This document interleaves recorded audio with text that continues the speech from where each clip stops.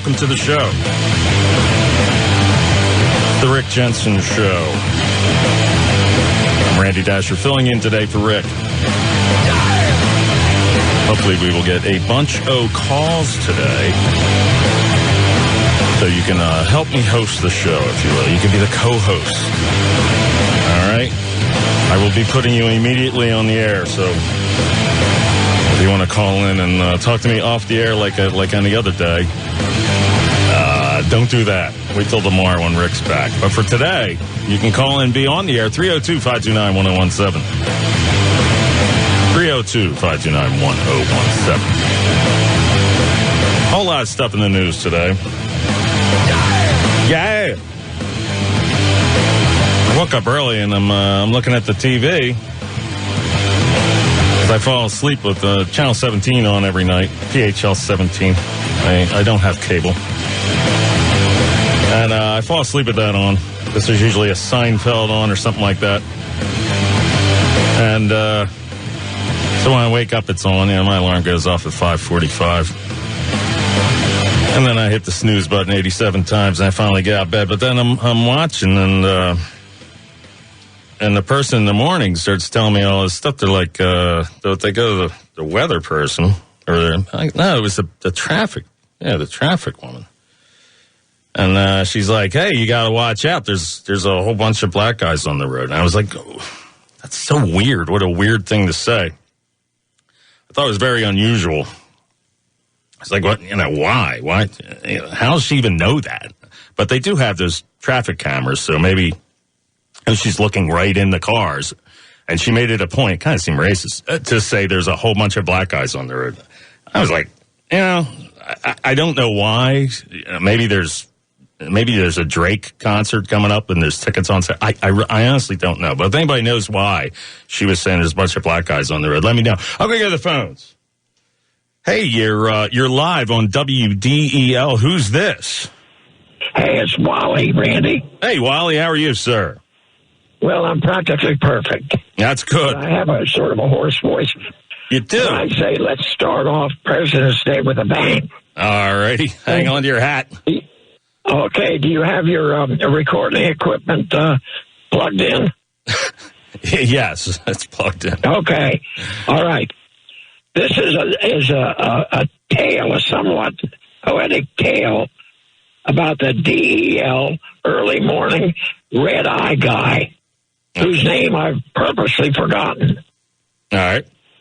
I don't know who it is either. I'm asleep at that time. So, is that something that we air as a syndicated program here at the station overnight? Red Eye Radio, I believe. Yes, it is. Okay. All right. And as we proceed through what I'm saying, I have a suggestion, but so often he will preface some statement with again. And he'll say again and again, repeating something that he said earlier. So I think that after a short while, the listener, presumably there's more than one, gets bored waiting for him to say again. So I think he should try to eliminate that word from his vocabulary. Yeah, sometimes it's a habit. It can be a habit. It can be hard to break. What? I said sometimes these habits can be hard to break. I've listened to tapes of myself, and I use the word like way too many times, and I wish I could shake that habit, but I can't, man, Yeah. Well, in conclusion, I was going to suggest that DEL might switch over to coast. That might be an appropriate move, because I've never heard that dreaded word used there. I don't know. I mean, there might be. I don't know. I have actually absolutely nothing to do with that part of the station. But Chris is probably listening. He's the PD, and he'll take it under advisement from Wally. Okay. Now I've got another little item I'd like to introduce. Yeah.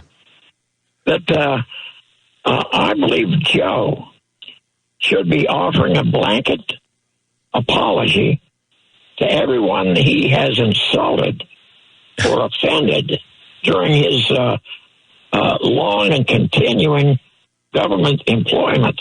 At 47 years now? Is this 48? Yes, been a long while. Yeah. Now, I believe he should forgive or pardon the former President Donald Trump against any claims against his good reputation.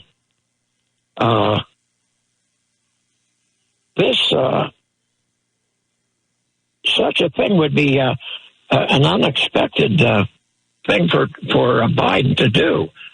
But I think it would be beneficial to him and to Trump and to our government.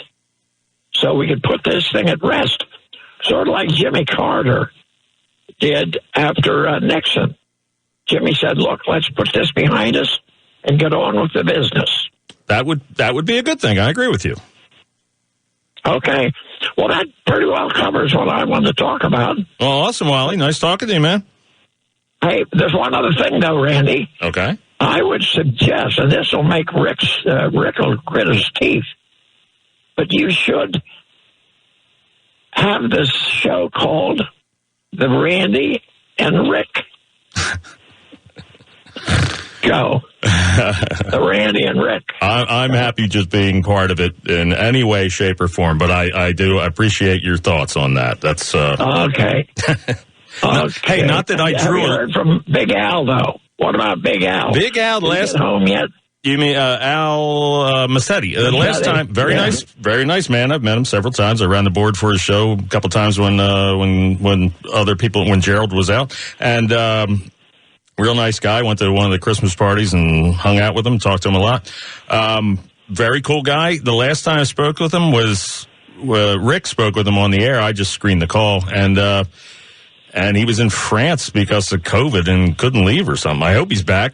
If he wants to be back, I hope he's back. Maybe he wants to stay. I don't know. Maybe he got an extended vacation. Yeah. Well, we had a jolly time. I used to get into things that I shouldn't have, politics and religion. Oh. And he'd go right there with me. And I think I may have cost him his job. but his wife said, well, no matter, I enjoy hearing what Wally has to say. Well, so, I do as well, sir. Yep. Awesome. So if you happen to see Al, tell him I was asking about him. If I do, I will pass that along, Wally. Thank you. Okay, Randy. All right, have man. a good day. You too. Take care. See you. Bye. Thanks. All right, thank you. Fantastic. Yes, you can be cool like Wally and call in. I typically try to write down all the people that call. Let me find a pen over here, and I write it down. And at the end of the show, I make it like the Academy Awards, and I thank everyone that called. The problem is that when you have like two calls, it doesn't seem quite as exciting when you go, oh, thanks, Bob. Thanks, Joe. At the end of the show after a 4-hour shift when you got two calls. But no, usually the phones ring pretty well here. 302-529-1017. 302-529-1017 if you want to get on the air. And if you can explain to me why the traffic person on TV this morning was telling me to watch out, there's a lot of black guys out there this morning. I don't know why. It's very, very weird. Driving that bit to the ground. That's something I did back on another station. Of course, I recorded myself as the traffic guy and then had a whole conversation. That's a little joke. All right. Fantastic, then. Lots of stuff in the news. There's some local stuff I want to get to because I know the station wants me to talk about more local stuff, and I get that. We are a local station. So, but then there's so much national stuff as well, so that's very exciting, too. Now, the one story really I found that was very interesting. I'm slamming my papers on the ground. Shouldn't do that on the desk. There was a traffic stop. I don't have it open in front of me, but I read it, and I know the gist of it. A gentleman named Reginald, and I can't think of his last name because I don't have it open in front of me because I didn't get a chance to open my email because I have like 2 seconds to set everything up in here. And you know what? We got a phone call. I'll do that. Maybe while the caller's on, I can open my email and get all that stuff going. I'm pulling the curtain back a bit too far. All right, let's go to the phones. Hi, you're live on WDEL. Who's this? Hey, this is Greg from Wilmington. How you doing? I am well, Greg, from Wilmington. So, yeah, I got a kick out of on YouTube. They posted Senator Coons with Stephanopoulos on Sunday. I saw that, and I brought that to the show for later today. But yeah, let's get into it now. I'd love to hear your take on it. Okay, so first of all, this is ABC News. So Yep. the Trumpsters aren't even going to click on ABC News. So it's already probably got a liberal bias in who watches it. Certainly. That being said, just get these numbers. 325,000 views. I'm just going to round off. 2,000 likes, 6,000 dislikes. You really don't get very many dislikes on YouTube videos, even the ones that people don't like. It's very rare that the dislikes outnumber the likes. Sure. And then there were 5,659 comments. That is a lot of comments. Yeah, it is. Someone took the time to write something in. And the number one comment, let's see, it may have changed, so I just refreshed it. But things such as, let's see this high one. This one got 1,100 likes. A senator, basically, let me give you a little background on why I clicked on it. So Coons thought there should have been a secret ballot, and therefore they could have convicted Trump. A secret ballot. You know what it reminds me of, and I don't know if we're up against the break, so I can say No, you got plenty of time. So one time I was on our condominium association board. The board didn't like me because I was the last guy on, and I found all this stuff they were doing wrong. They had a secret meeting, voted me off. I got my neighbors to come to the next board meeting, and I stood up and said, okay, board, whatever I did, please say it in public because I know I didn't do anything. And they're like, oh, no, it's so secretive, we can't say it. So after they said it, they were so embarrassed. The entire board of, four of them, I'm the other person that would have been on the board, resigned, and I became the entire board. You're the king of the homeowners association. Is that what it was? Exactly. I mean, but the point being, that's typically how bureaucrats operate. What they do, they can never do in the light of day. And in the case of Trump being impeached, they had to lie, they had to misrepresent, and he still couldn't get convicted. So therefore, the only thing they wanted to do is have a secret vote. I think Senator Coons should be extremely ashamed of that. And how he can even show his face in public being that kind of a Weasley guy is beyond me.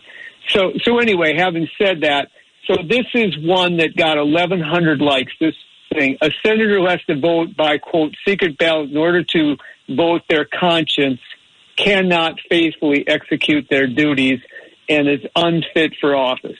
I mean, whoever said that said it perfectly. And then there's a number of other, I won't steal your later in the day thing, but you should read some of those comments later because they're all negative towards Senator Coons. And it just makes me wonder how Delaware could have anything to do with a guy like that. Now, and that's how I feel. I don't know that they would have gotten the extra. I guess they needed 10 more Republican votes in a secret vote. But I wouldn't be surprised if Mitch McConnell, if it were a secret vote, wouldn't have been. They would have gotten at least one more. Or do you think if it were a secret vote or not? This is just hypothetically because there is no such thing, in this situation. But right. And there should not be. If you want to make your vote secret in Congress, don't run for it. You know what I mean? We want to hear what you said, and you got to stick to your vote and explain why. But why do you think if there were a secret vote, it would be the exact same outcome as it ended up being? Well, I don't know that. That's not really the point. The point is, how could someone who represents me, works for you, works for the listeners, dare to have the audacity to say that we are kings and should have a secret vote, and you serfs have no business knowing how we vote because we know what's right and you don't. That's how I read it. And whether or not what the outcome isn't, first of all, the whole thing's a sham to begin with. So even if they had convicted him, it doesn't mean anything. But the whole thing's a sham. Can you imagine? So Trump is so innocent that they spent, I mean, I can't think of anybody's life. Think about it this way. If the police followed you in your car for 4 years, sooner or later they would get a traffic ticket on you. Yeah, pretty quickly. You know, so they followed him for 4 years, and the only two things they tried to impeach him on were a complete lie, not even close to the reality of what they accused him of. And both times, Adam Schiff had to reword what Trump actually said to even create the facade of something that was real. Do you remember the first time on the call with the guy from, I can't think of the country, former Soviet Union country, Ukraine, I guess it was? Yes. Insane in the Cocaine in the Ukraine. Yes, that one. Yeah. That's a good song. I should play that later. It is, yeah. Insane in the membrane. So anyway, he had to completely reword the call, couldn't even use the real call. Same thing with his speech in Washington, D.C. on the 6th. The real speech wouldn't hold up because the real speech said, go over and peacefully make your voices known. It had nothing to do with inciting anything. And then on top of their wanting to have secret ballots, the sheer hypocrisy of all the things that they've said that were, get in their face. One of their things actually led to a U.S. representative being shot. Oh, at a baseball game, right? Yeah. I mean, but the only heartwarming thing about this whole YouTube thing, I don't know if it's the same one you were going to do, is the fact that it tells me that the public is much more on the side of what's right and much more hip to what's happening than these senators and congressmen realize. And if they think they're fooling people, they're not. One of the comments that was funny, it said the only way that the vote would go through is if the Minium counted them. I thought that was pretty good. Yeah. Anyway, you have to have a sense of humor about it, otherwise you'll have to you really get yourself in a fix, right? But it's just so blatant now that it's just amazing. The hypocrisy, the lies. Is just amazing. And you were, I'm not speaking out of school, I believe you said this over there. You were at the rally on the 6th. Yeah. Okay. Yeah, I was at the rally, absolutely. Okay. Yeah. And then I don't know if you said this on the air. I think Rick might have moved on to a different topic and you called me back, but you wanted to explain that gallows, like if you, hung the gallows. A shirt on there would have fallen. A great big sign on the gallows. I wish I would have taken a picture of it. My phone, I guess, was dying. That says, "This is art." In other words, it was it was an art. It was not to be anything. Do you remember? I think the guy's name is George Siegel. There's a famous sculpturist that did all these white sculpture named Siegel, and he had a thing I remember from college, just going to the Walker Art Museum in Minnesota, called a hanging, and they had a noose. Of course, the thing couldn't have hugged anybody. Same thing with this, quote, noose. It was a little lightly made thing that was only like maybe the noose itself was 4 feet, 5 feet off the ground. It couldn't have hung anybody but a 10-pound midget. Again, there was a big sign on it. This is art. So it's just silly, and they know that. That's the thing that's going to end up getting them in the end. Is they're being so silly, so lying, so ridiculous that people see through it a mile away.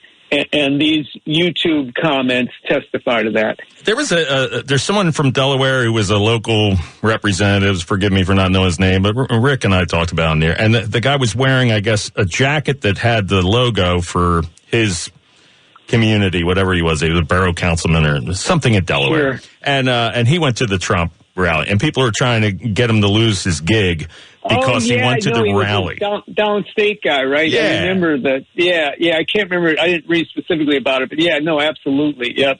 And that's so silly. I mean, I have friends that went to that rally.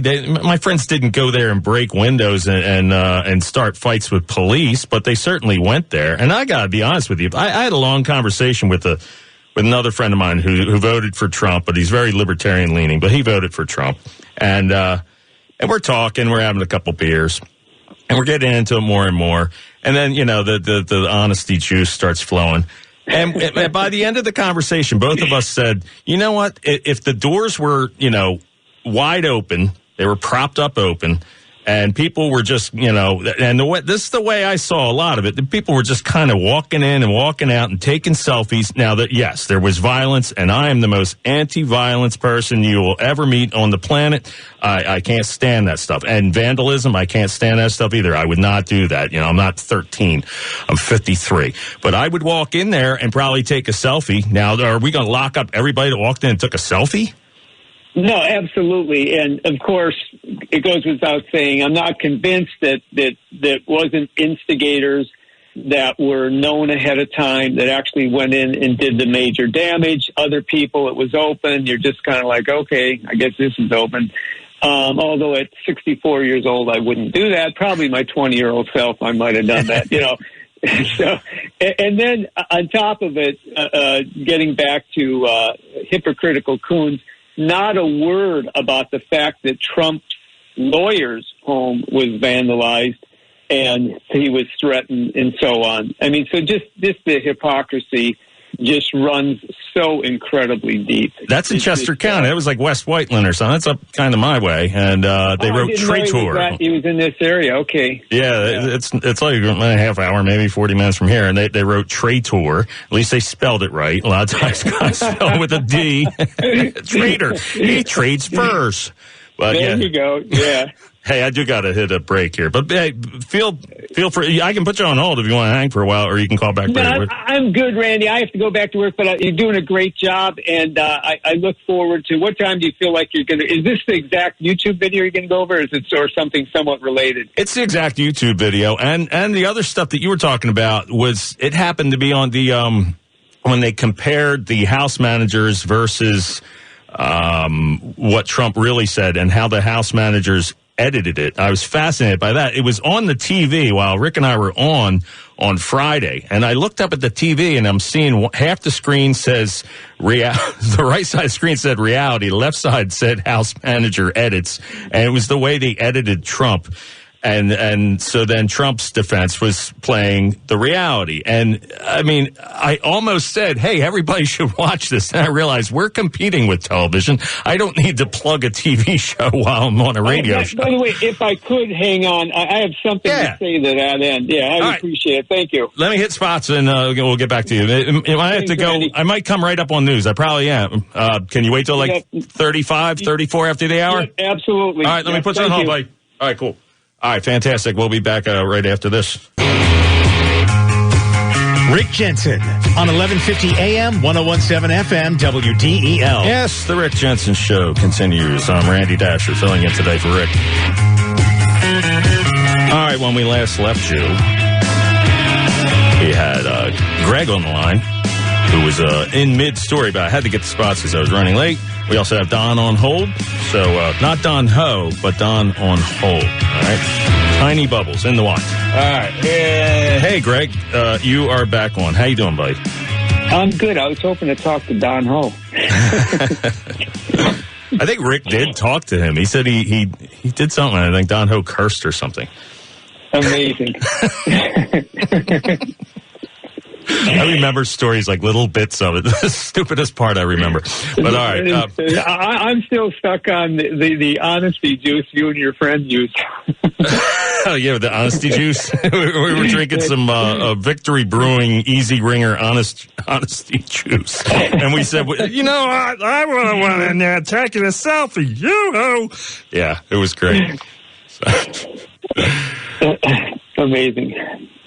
So yes, you were at the actual at the January 6th Trump rally. You were clearly not part of the people vandalizing and harming police officers and stuff. That no one is okay with that. No one is, except the The handful of people that actually hurt other people are probably the only people that are okay with it. Okay, everyone else was there for a rally, and they feel like they were robbed. And you know, maybe they were. I don't know. I mean, I'm probably not supposed to say that, but anyway, hey, people have their own opinions. Anyway, I just think mail-in voting can lead to I would think more fraud than not mail-in voting. And I don't know why that we go in Iraq and these other countries and we go, we got to spread democracy because you guys had some idiot over here, so we got to kill him, and then we got to spread democracy to you. And when you vote, you have to take your thumb and put it in this purple ink, and then you have to put it there because we don't want any fraud. And then we have massive mail-in voting here. So, no, it's funny. That's one of the first things I thought of is we should have just used the purple ink method. Seems pretty low-tech and pretty easy. Yeah, and I just get tired of everybody saying, well, the COVID. But, you know, I go to Wawa and buy coffee sometimes on the weekends because when I buy the coffee, I buy crap. And on the weekends, I want the good stuff because I want to taste it. And I'm quoting lines from Pulp Fiction. But, yeah, so I go to Wawa. There's 1,000 people in there. But, you know, they all have masks on. But I can't help but think, okay, I'm in this little teeny the store with 40 other people. They're all waiting, getting sandwiches and coffee and stuff. They're all wearing masks. And I wonder, like, did 39 of them vote by mail because they're afraid to go to their polling place? Please. So, Chris, I'm sorry, Chris, I don't know where I got that from. Randy, I've been working at Christiana Hospital, greeting the people in customer services. They come in ever since the COVID started. Neither me nor my colleagues are getting COVID. We are not standing behind glass. We wear just a standard mask, those cotton ones or whatever they're made out of that you see.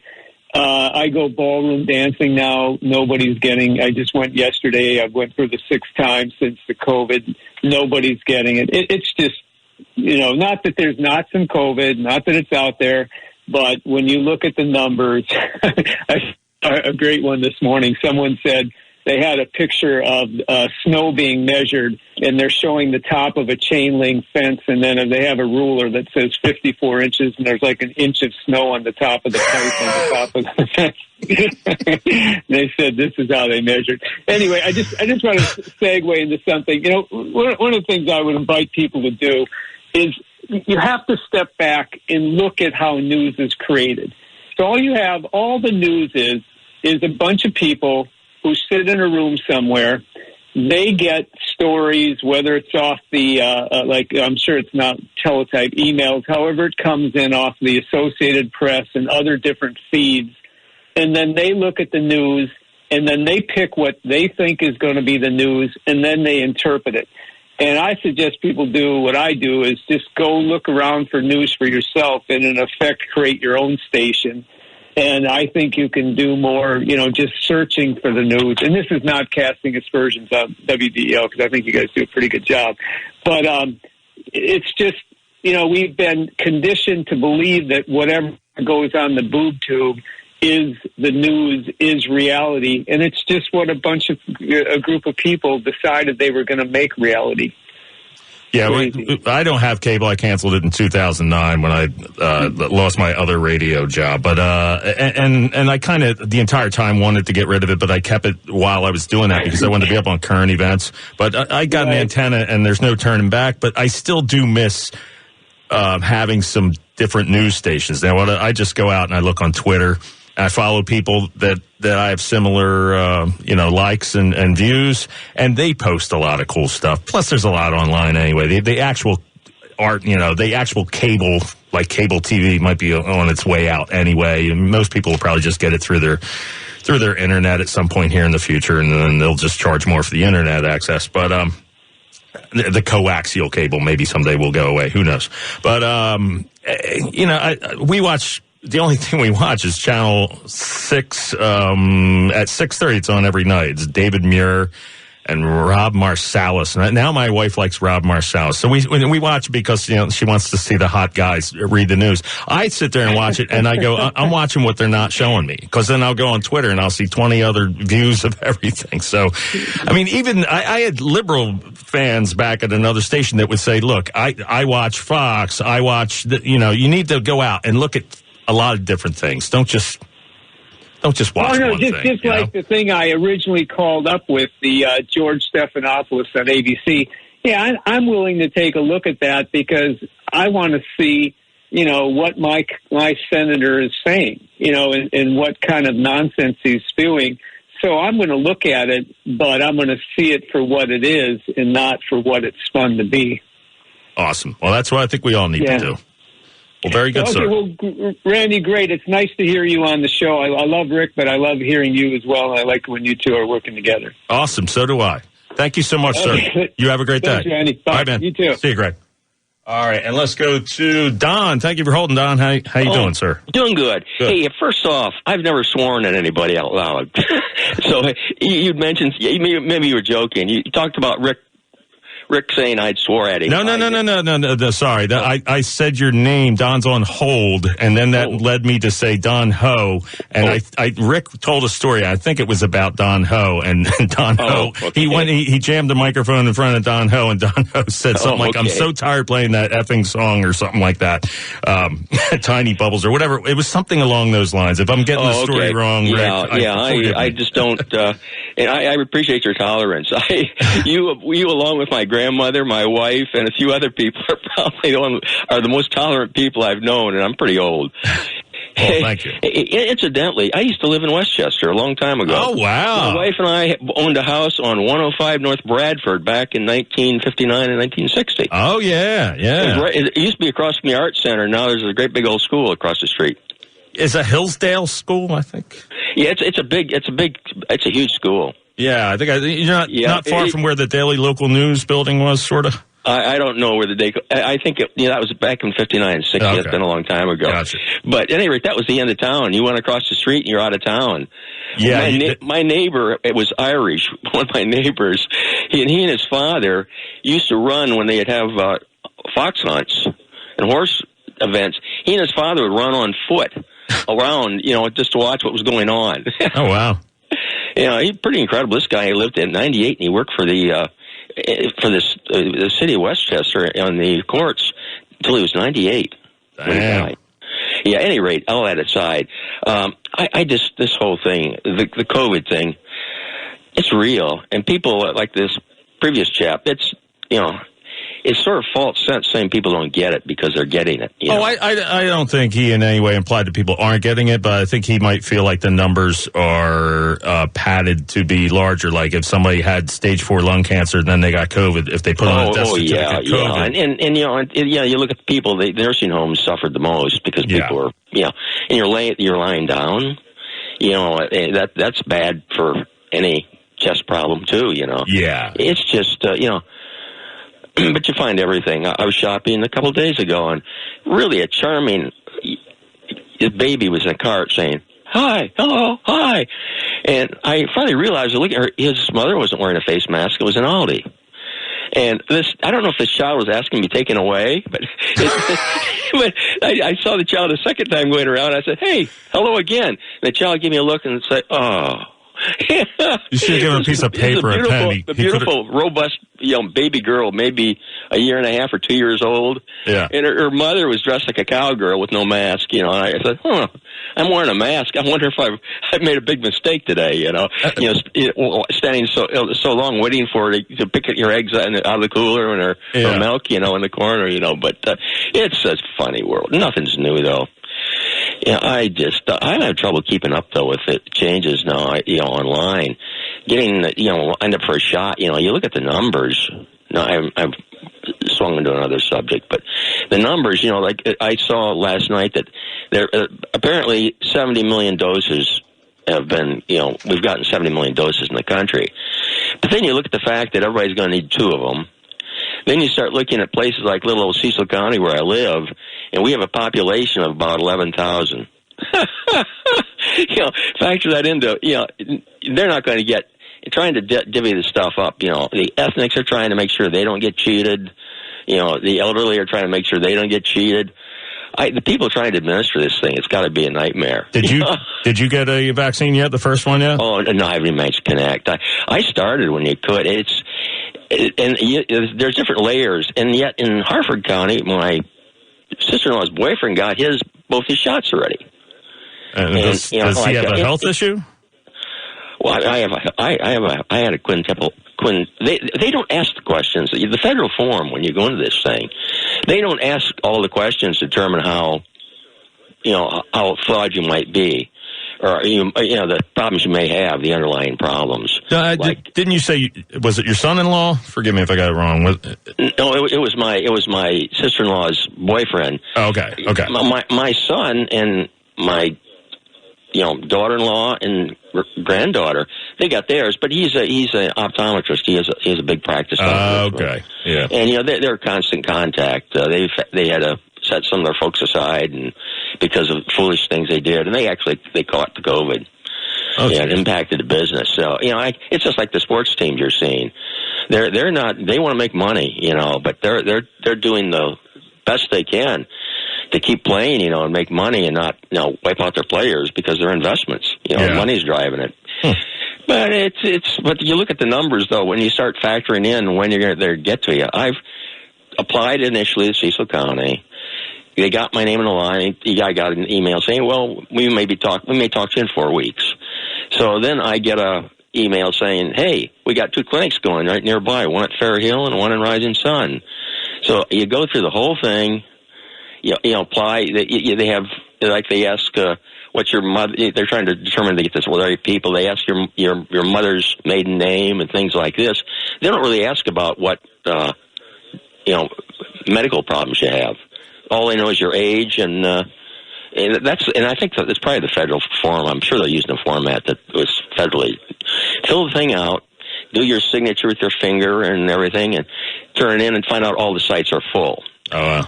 Nothing. It was senseless. So then I called locally in Cecil County, and they're trying to. They said, well, I said, my question is, do I have to go through the whole thing all over again and fill this out? Just want to know, My computer doesn't work all the time. Xfinity keeps changing. They keep upgrading it. Yeah. No matter what you spend, it doesn't make any difference. And they'll come and fix it sometimes. And sometimes you can't get online. And my phone's tied to the system. So, the system's apparently functional right now. But it's a struggle. And there are a lot of people that don't even have any contacts like that, probably phones or anything. So it's a big problem trying to dispense that. A friend of mine who's 10 years younger than me, I'm 53, he's probably about 43, and he said he is eligible to get the shot because he's a smoker, which is so weird. Like, you abuse your body doing something that you know is bad for you, and then you move to the front of the line. I'm not real anxious to get the shot anyway. I'm not an anti-vaxxer, but I also kind of wouldn't mind waiting and seeing what's going to happen. Not to be selfish, but I guess I am being. And besides, I would be, I'm not like a frontline worker or anything. I'm here at the radio station, which was deemed essential, and I cut grass too, which is deemed essential. I own the company, but I cut grass in the spring and summer, and that's deemed essential as well because you need to have your lawn cut. So, well, I don't know. It's the whole thing is, there's so many categories. It's just going to be, But at any rate, I call back finish it. I'll call back. One time I call back to Cecil County and they tell me that I don't have to put it in again. The next time they tell me that I do. And, I guess I'll have to wait and see if I have to go through the whole stupid thing again. You don't know what's a matter of record. When I made the first call, my address and name came up perfectly, so I wouldn't screw it up when I input it, But technology is so. Everybody assumes that everybody can handle the technology. Yeah, if I wasn't in radio, I probably wouldn't even have an internet connection. That the first time I went on the internet was at another station that I worked at, and the guy was kind enough, the owner of the station was kind enough to say, "Go ahead, sit down there." I'm like, "I don't want to break it." And he's like, "Just surf around, you'll be fine." He's like, "You type in here, you move the mouse around." So that was nice of him to let me, totally clueless. I went on and started surfing the net, and now I can't live a second without it. So, but I don't own a smartphone. I'm resistant to that. I don't want another bill, so I have a flip phone. I pull it out, and people look and go, "Oh my God, what is that relic that you have in your pocket?" And I'm just not looking for another $100 a month bill because I don't want to spend another $1,200 a year on a phone when I really don't have to have it. I have internet at home. I have a phone if I need to make a phone call. I have internet here at the station. I don't need to be on it, staring at it on a small screen all day as well. So, well, that's sort of pitiful. People just can't let go of their phones. And when you get old, you have trouble getting recall. Another friend of mine that's more elderly than I, sometimes you can't recall something fast enough, like it slows down your typing. I never could type well, but also your response to things. Last night there was a IQ test on, and it was timed. And you're going to determine your IQ if you complete this thing in a certain amount of time. and this guy that I know is really super bright. He was working on his doctorate in math when his wife got ill, and he's like 90. And he has the same problem, instant recall on something. Tremendous recall, but you just can't do it instantly. Gotcha. Hey, I'm coming up on a break. Yeah, we've done it, but the whole thing is people have to be patient. When you look at like Cecil County, what percentage of that is 70 million, vaccine shots. Yeah, how many is Cecil County going to get? How much going to trickle down when there's 330 million people in the country, and maybe 60-70% of them will get the vaccine. And then you look at how soon you're going to get it in Cecil County, and it's amazing how some people get it so quickly, and other people can't. And I think it's the winds of the system. That if you're standing there, when some's available or not. And the drugstores too, you look at them online, and they're supposed to have, they keep saying, hey, sign up with us, but realize we don't get much vaccine. Well, it's not really available. Keep tuning in to DEL. They're always updating it on the news and so forth. I do. I listen to you guys. Right. But I really appreciate your neutralism. Well, thank you, sir. and your patience. I really do. All right, buddy. I'm sorry. I don't mean to rush off. I got to get to a break. Take care. I can't be late for news. Thank you, sir. Have a great day. Thanks for calling, buddy. See you. Alrighty, yes. The Rick Jensen Show continues. I'm Randy Dasher, filling in today for Rick. Producer Randy, if you will. Stay tuned. The news is heading your way with Peter MacArthur. So stay tuned, and then we'll get into more of it. Your calls, more news, a whole bunch of stuff. Plenty of topics here on The Rick Jensen Show. Stay tuned for more of it.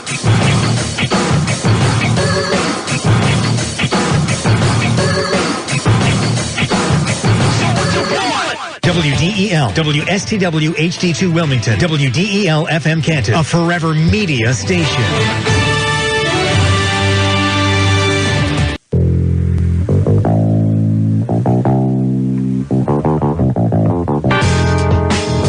Rick Jensen on 1150 AM, 1017 FM, WDEL. Yes, the Rick Jensen Show continues. Randy Dasher filling in today for Rick. Randy Dasher, a.k.a. Producer Randy. I am one and the same. I am typically here pressing the buttons for Rick. Today I'm pressing the buttons for me. Rick will be back tomorrow. Hey, if you'd like to join in on the fun, 302-529-1017, 302-529-1017. Whole lot of stuff in the news today.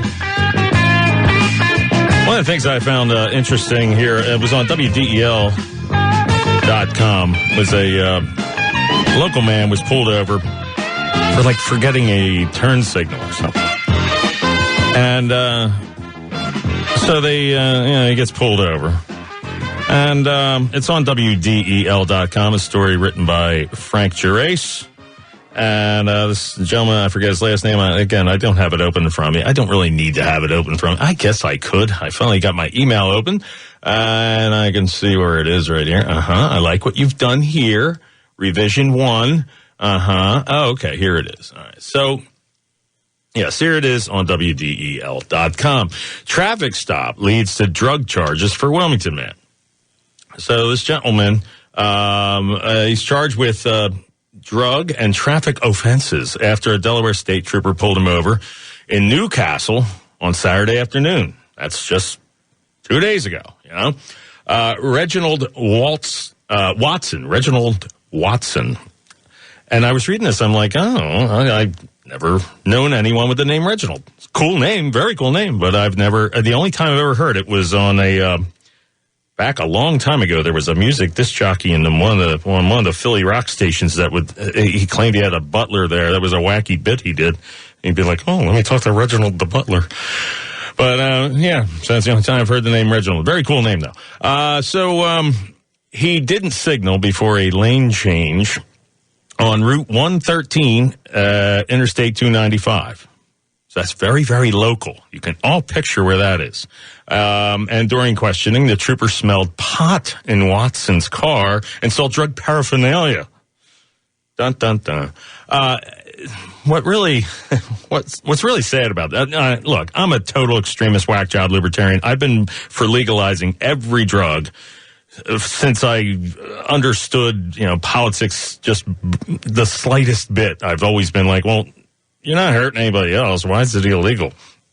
And I know everyone will go, what about the kids? And I'm not endorsing giving anything to kids in any way, shape, or form. All I'm talking about is adults and other adults. And adults in my book is 18 years old. I think the drinking age should be 18 years old. If you can go to Iraq, you can go fight one of the 7 fight wars in one of the 7 countries we're in at 18, well, then you should be able to buy a bottle of Jose Cuervo Gold and go home and drink it to your heart's content. You should be able to buy a big old bag of weed and go home and smoke up, Johnny. I don't care if you go home and you shoot heroin. Making it illegal doesn't make it any safer, doesn't make less people use it. It probably makes more people die, causes more crime. You have people now. The only reason that people are on street corners selling and then people get shot is because it's about territory to be able to sell the drugs on the corner.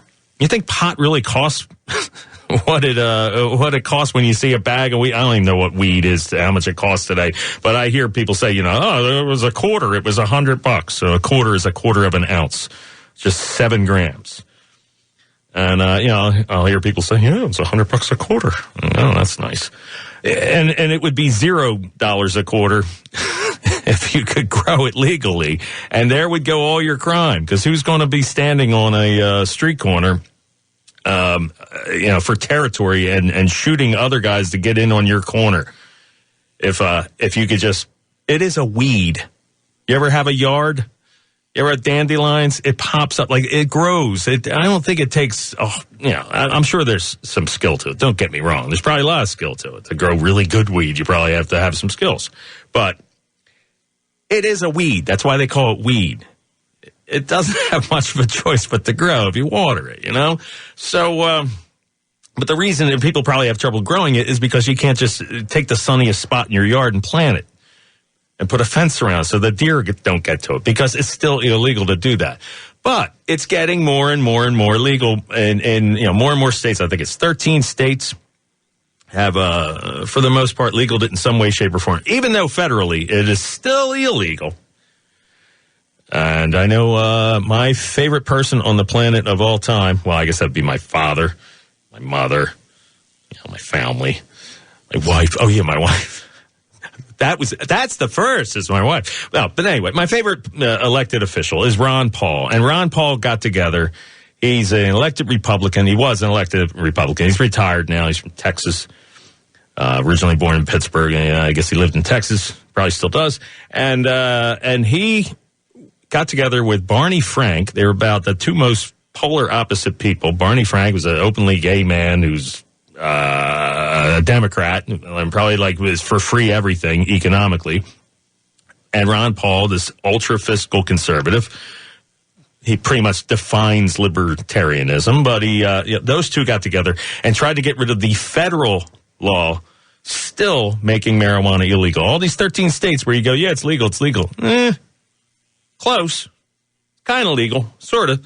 The feds can still, I guess, they really want to arrest you for weed. And meanwhile, I have friends that have family and friends out in Colorado. They said it's all over the place. It's all everybody does is, anybody that now they can have it out in the open. They can proudly drive to a store and walk in and buy edibles. And that might, even if you're afraid of some kind of lung cancer or something from breathing in the smoke, you could eat, regulated brownies and candies that have THC in them and get high and all that stuff. So I have a point where I'm going somewhere with this.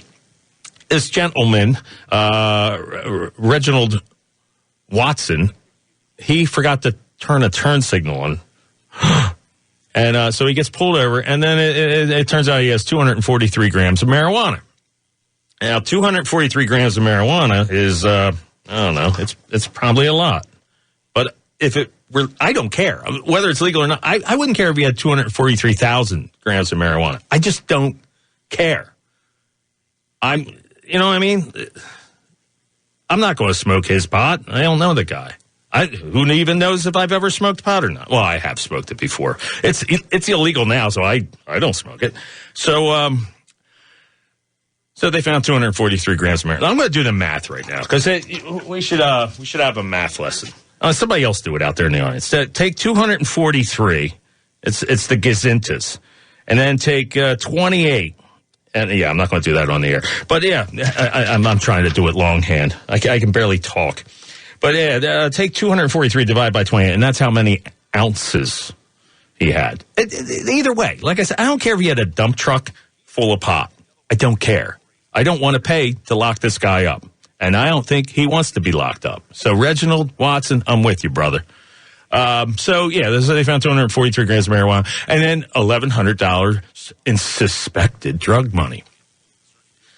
Well, that could be suspected work money. That could be suspected I sold my Gibson Les Paul money. Why are they taking the man's money? Oh, because he has drugs. So what point do you go, well, then I'm taking his $1,100. If he had a one joint in his car and $1,100, would you go, wow, this guy he made this $1,100 having this joint. This stuff has to stop. And in the same, the same Newsweek cycle, there's articles about legalization in Delaware. And I'm all for it. The only way, if I were a politician in Delaware, that I might not sign some of the current legislation is because they want to tax it out the wazoo. So people are torn. Like, do you just say, yeah, I want it legal, but yeah, let's tax it ridiculously, and let's make it so that you're not allowed to grow it in your yard. To me, that's ridiculous. That would be like saying you can't grow tomatoes in your yard. You can, tomatoes are legal, but you have to buy tomatoes that are taxed by the government. You can't grow your own tomatoes. To me, it is no different. Tomato plant, pot plant, couldn't care less. If heroin grew on plant, I don't know how they come up with heroin. Heroin plant, pot plant, tobacco plant, I don't care. All the same to me. If you'd like to join in on the fun, 302-529-1017. And before, when I was screening the calls, I can't screen calls now because I'm talking, but we were airing the news. When Don called, he said that he stayed up and watched. My wife wrote a letter to Kelly and Ryan is the show. Yeah, Live with Kelly and Ryan. And she called in all giddy right before the show started on Friday, if you happen to hear that. She was super excited because they actually read her letter on the air. They were doing some wacky bit where, they got to come up with a show, a 1 hour show live on television every day. So that you write bits and you try to be entertaining. And one of their wacky bits was you could write a letter explaining your love situation for Valentine's Day, and they would read certain ones on there. They probably got thousands of them. It's a nationally syndicated, highly rated show. They probably got thousands of them. So at one point, I'm sitting at my desk on the computer, and I hate when the phone rings. So the phone rings. It just, I'm always in the middle of something. The phone rings, and I go, what? And I have attention deficit disorder, probably. I've never been diagnosed, but, a butterfly goes by, and I completely lose my train of thought. So the phone rings, and I'm like, what is this? So I let it just go to the old school answering machine, and I hear, and I'm like, you know what? I think she just said something about producing the Kelly and Ryan show. So I said, you might want to grab that. I think that's the people you sent the letter to. And sure enough, it was. And she wrote a letter, and it aired on national TV. It was very exciting. If you're friends with me on Facebook, you can see it there. If you're just say you know me through the show. If you want to friend me, that's fine. I just don't like friending people that are, from another country that don't know me, that are just trying to spam me or whatever. But, if I see Delaware, I go, okay, they're probably a fan. So, anyway, so she was on there, and I grabbed the audio, and it went a little something like this. All right, one more. Beth Dascher from Westchester, Pennsylvania.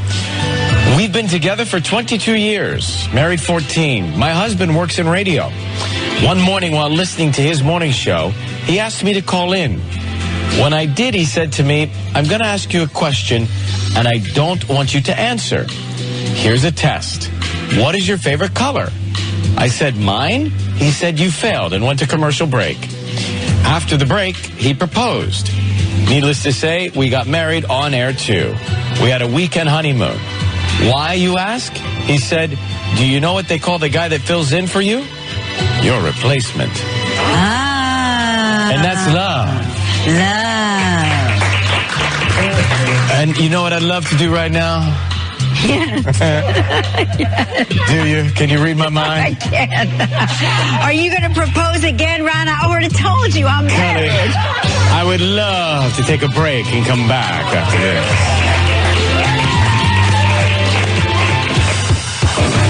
Hang on. More with Rick Jensen is just ahead on 1150 AM, 101.7 FM, WDEL.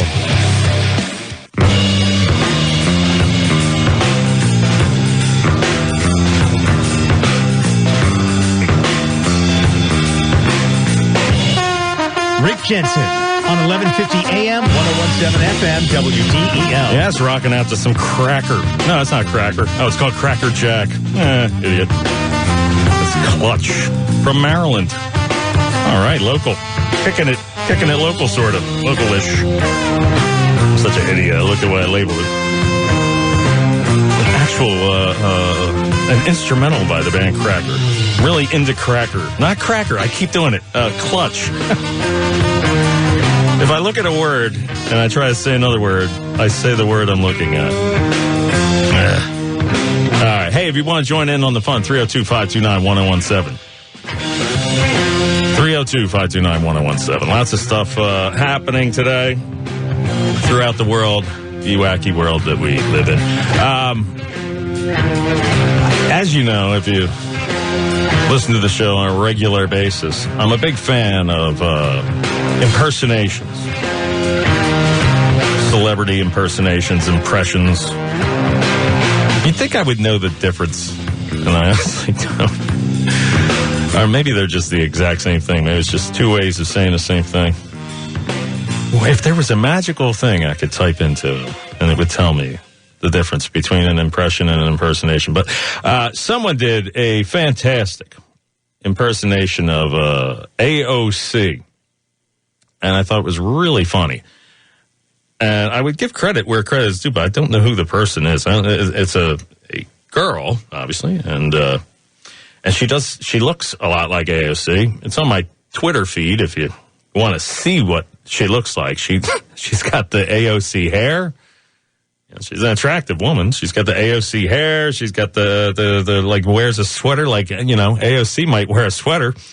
And she does a spot on impression, I think. And AOC was all over the news for saying about the riots at Capitol Hill. She was like, oh my God, I was in the building when it happened. It turned out she was a couple blocks away.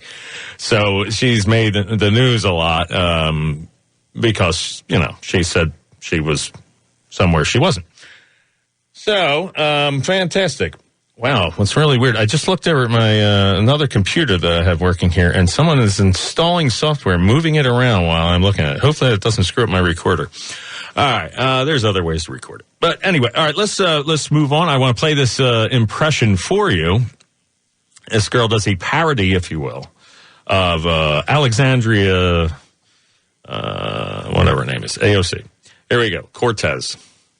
So I just wanted to hop on here to finally tell you about my near-death experience at the Capitol, which was essentially akin to Nazi Germany and the Bolshevik Revolution all mixed into one. I wasn't in the building, but I had felt the attack from across the city, just through the vibes.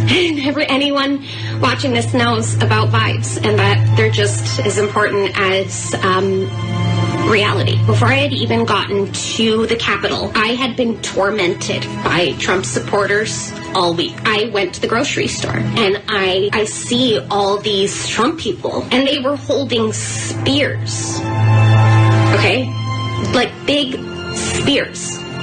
All right, they were flags, but they had stripes on them. Do you know what else has stripes on it? The prisoner uniforms in Nazi concentration camps. I was so scared. So I head into my office, and all of a sudden I hear bang, bang, bang, bang, bang, bang, bang. And I thought to myself, this is the end of the day, and I need to get to my hair appointment. So I run to the back of my office, and then I hear, where is she? Where is she? And in that moment, I was thinking, you have a lot of thoughts. You have a lot of thoughts. But I thought to myself, this is it. Ben Shapiro is here to collect all my shoes and sell them on his podcast. I hate that podcast. There's too many ads. It's a spot-on impression. I love a great impersonation of a celebrity. I can do some fairly well. I do some really poorly. Rick's very good at encouraging me with that, so I appreciate the Christopher Walken thing, which I never really did anywhere else. He's a big fan of that, so I love a good impersonation. That's the kind of radio that I listened to in the late 80s and throughout the decade of the 90s. Was a nationally syndicated funny show, and they had a guy on, and the show was pretty good, and then suddenly they got this guy on there who, his name's Billy West, and he could do these impersonations. You'd swear it's the real people. Spot on. And I was just like, wow, I would love to be able to do that. I mean, it's like watching a great guitarist and going, I wish I could play that well. That's the way I looked at Billy West, with a look of love. And meanwhile, now he does Ren and Stimpy, or did Ren and Stimpy. He's like the M&M's guy. Anytime they need a Bugs Bunny guy, because Mel Blanc's dead. Just because Mel Blanc has a son doesn't mean that guy can do voices. I mean, my father was a middle management genius at Conrail. Doesn't mean I could just go in and do it. Doesn't necessarily mean you're going to be able to do the same thing just because you're offspring. But they hire Billy West to do anytime they need Elmer Fudd or Bugs Bunny or Daffy Duck or whatever, they get Billy West to do it, and that's who inspired me greatly for that. 302-529-1017. Lots of other stuff in the news. The whole day we never got to this one day last week when I was producing Rick's show, and that day of that insurrection on January 6th, my wife. This is obviously a month ago, but my wife, boy, it's amazing how fast time goes by. And I guess it's fresh in my mind because of the, it's fresh in my, okay, here's why I'm not thinking of January 6th. I'm thinking of the tapes they showed last week of January 6th. So my wife has it on the TV, and she goes, you got to get home and see this. They have across the bottom of the screen, again, and if you missed earlier in the show, I mentioned how I don't have cable TV. Okay, I have zero cable TV. I have over-the-air with an antenna free television. Now, that's regulated by the Federal Communications Commission. And you're not supposed to be on there for whatever stupid reason. I don't agree with the law. I think it goes completely against the First Amendment, but, I'm not going to, no radio station or television station wants to challenge that, for some wild-eyed, stupid host. So I do everything I can to avoid anything from ever getting over the air. No one's ever gotten one past me, and that's why we have a delay. But, yeah, so I get home, and my wife's like, they're running a little scroll across the bottom that says, warning, may contain graphic imagery and language. And I go, oh, imagine that. And then meanwhile, every other word, F word. And then they're using closed captioning in case you missed it. You're like, oh, was that the F word? Oh, it was. I can read it now on the screen. I found that really weird. The only other time I've heard the F word on free over-the-air TV was Saving Private Ryan. Weird, wild stuff. Hey, more of it's coming your way. Stay tuned. Rick Jensen Show. Randy Dasher filling in. Stay tuned for the news.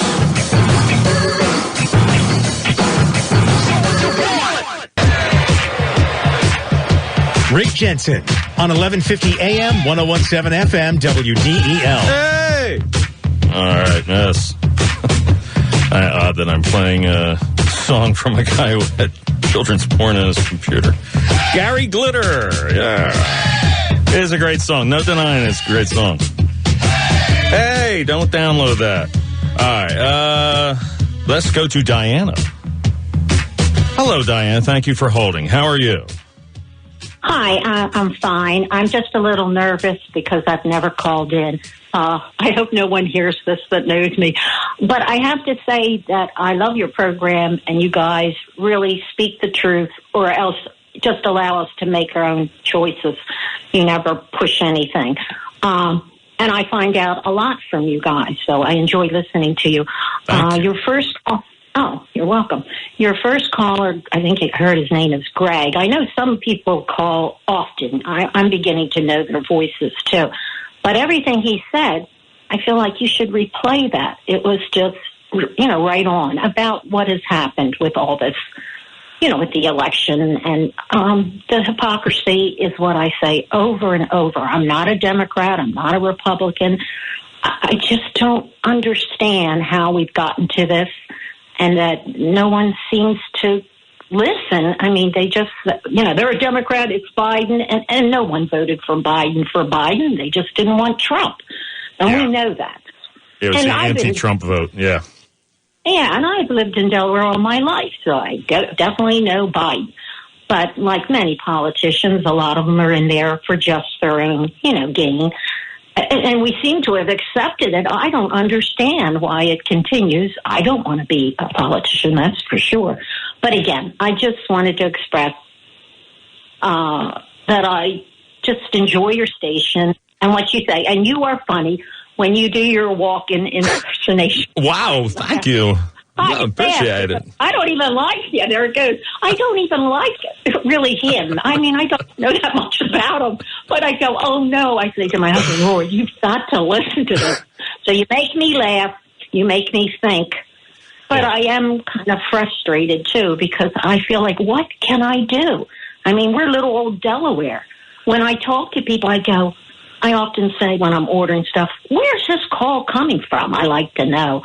More often it's the Philippines, but when they say it, I always go, you heard where I'm from, Delaware? But it doesn't evoke a comment. Yeah. I don't even think they know Biden's president or that he's from Delaware. It's sad. It really is. Anyway, I said too much, but I'm glad you let me speak. Oh, thank you for calling in. I really appreciate it, Diana. You're welcome. Have a great day. Appreciate everything you said. Take care. Bye-bye. Bye. All right. I think Diana represents the average listener, I would think. I got when I watch the now look, I'm a libertarian. Let me tell you that right off the bat. So, but I guess if you give me truth serum and you say which way would you lean more if you couldn't vote libertarian, then obviously it would be I would probably lean towards Republican. But. I mean, I love great. There's about 5 people in Congress or that just left Congress that I have respect for. It's sad because there's 535 members, 100 senators, 435 members of the House of Representatives. And there's 5 that I respect. And that would be Thomas Massey, my favorite congressman. He's a Republican, but he's very libertarian-leaning. Rand Paul, my favorite senator, he's Republican, extremely libertarian-leaning. His father's Ron Paul, the coolest guy on the planet. Tulsi Gabbard, who is economically completely a polar opposite of the beliefs I have, but she's a major in the military. She's a combat veteran.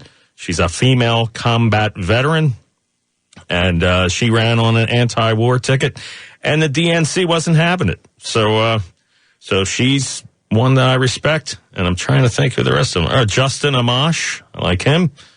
He's a libertarian, and he was a Republican, switched libertarian. And then I'll try to think of a fifth one if I can come up with one. Maybe Mike Lee. I hear good things about him, but I don't know for sure, so don't quote me on that. All right, hey, I see the phones ringing. Let's go to those. Hi, you're live on WDEL. Who's this? This is Bob from Wilmington. Hey, Bob, how are you, sir? What's on your mind? I have a question for him. Yeah. It's about Donald Trump. Okay. What's your question? I wonder if this is my opinion, that I wonder how much money did Donald Trump pay them guys to get him off. To get, like, his lawyers? Yeah. Oh, he probably paid him a lot. I mean, he hired great lawyers. Yeah, that's what I was thinking, because, I don't like the guy. I never did. I never voted for him, because I'm a Biden man myself, because I know him for years and years. And that's my opinion. How much would he pay them to quit him? What's your first name again? What's your first name again? Bob. Okay, that's what I thought. Okay. Well, I mean, the guy's all doed up with money, so I'm sure he wants to hire the best guy. I'm sure if Biden were impeached, he would hire the best guy he could too, and he has a ton of money as well. I don't know how he got a whole bunch of money being an elected official. But I still like to know how he got off. Well, I mean, the man is guilty. I don't know why. Well, look, it was very much a partisan vote. They needed a majority, 67 to 33, I believe, would have done it. If it was 51 to 49, then yeah, he wouldn't have gotten off. But I guess they needed a majority. That's the way the laws were set up back in 1776 or whenever they, wrote the Constitution, Madison and the founding fathers. So, hey, I don't think that he incited it now, but I watch this very carefully. I don't just watch 5 minutes of it on the news and make my mind up. I watch a lot of it. I'm going to be playing some of it too. I mean, the way it's edited, the way the House managers edited it, his attorney, Trump's attorney, got on there and said, okay, here's what they showed. And he's like, you got to go down there and fight. You got to fight. And then they stopped the tape. And then he's like, and do it peacefully. We're going to cheer him on. And this, what I mean? So it depends on how you selectively edit. You can selectively edit me, and I'd sound like Satan on the radio. But if you listen to the whole thing, you know that I'm a normal person. I'm just trying to do an entertaining, funny show. So. I understand.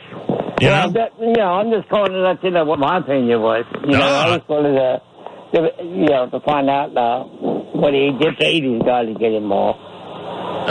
It's quite possible. I have no idea, but I'm going to say it's also quite possible he did it for free, pro bono, and he gets his name out there. I honestly don't know. Do you think it's possible that he may run again? Oh, in 2024? Yeah, I think what we're about to watch is 3.5 years of... 3.5 years of running an election right now. Right.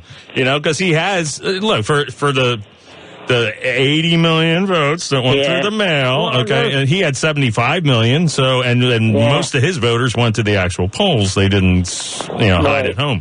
So, I will say this one thing about Donald, though. He did do some things. And the other things, no, not so much. Especially about the immigration stuff, because I don't go into that. Well, look, I'm a libertarian. They're for free and open borders, but it also comes with other provisions in mind. So I would be for letting anyone in, but it doesn't mean that I think before that you would have to say, look, you're responsible to pay for your own kid's education, because we can't just, it costs $15,500 a year to educate a child in Westchester, and that's the numbers I remember from 2008 when I was on another station. So it's probably, obviously, it's going to be more than that. So let's say it's $16,000 a year to educate one child in public school for 1 year. You got 13 years of that, K through 12. That's a lot to absorb into the system. So I don't think I should be paying for other people's children. But if I didn't have to, if we didn't give away any free stuff, I wouldn't care who comes here. You know what I mean? But do you think it's, in your mind, do you think they're ever going to get the kids to go back to school? All the private schools are probably already back to school, and all the public schools are going to say, no, until you can guarantee me that I won't do this. So, you know what they should do? If they don't want to go back to school, sell the buildings, make Walmarts and tire centers out of them, whatever they got to do, sell them, and then just do it all on Zoom. What do I care? Because I can't see a school just sitting there. Yeah. And there's no students in them. And it is taking education away from these kids. It is. But they definitely need the education. The problem is that the stranglehold the union, the teachers union has. I mean, and that's why they all want pre-K teachers too, because it just strengthens their numbers. So you'll never get a single vote the other direction if they go, let's have a vote for a referendum to make up another big school. And it passed in Delaware. You guys voted on it. If I voted, I would have been a big no on that. But apparently people want, big fancy sports fields and all that stuff. I don't know if it's how they explain it on the ballot. Do they say, do you want to pay another $500 or whatever it is in property taxes a year? Or do you want to keep your $500 in extra property taxes and buy food with it? You know what I mean? So if they worded it that way, maybe it wouldn't have passed. Or maybe it would pass even if they did word it that way, because the unions are so strong. They get their spouses, their brothers, their sisters, everyone out to vote. They're very active. And it's that the unions are, for the most part, other than maybe police unions, are owned by the Democrat Party. I mean, well, I just called to let you know what my opinion was. I appreciate it. You're the man, Bob. Thank you. Okay, take it easy, and I enjoy your show. I listen to it every day. Oh, thank you so much. Even my Rick's on there.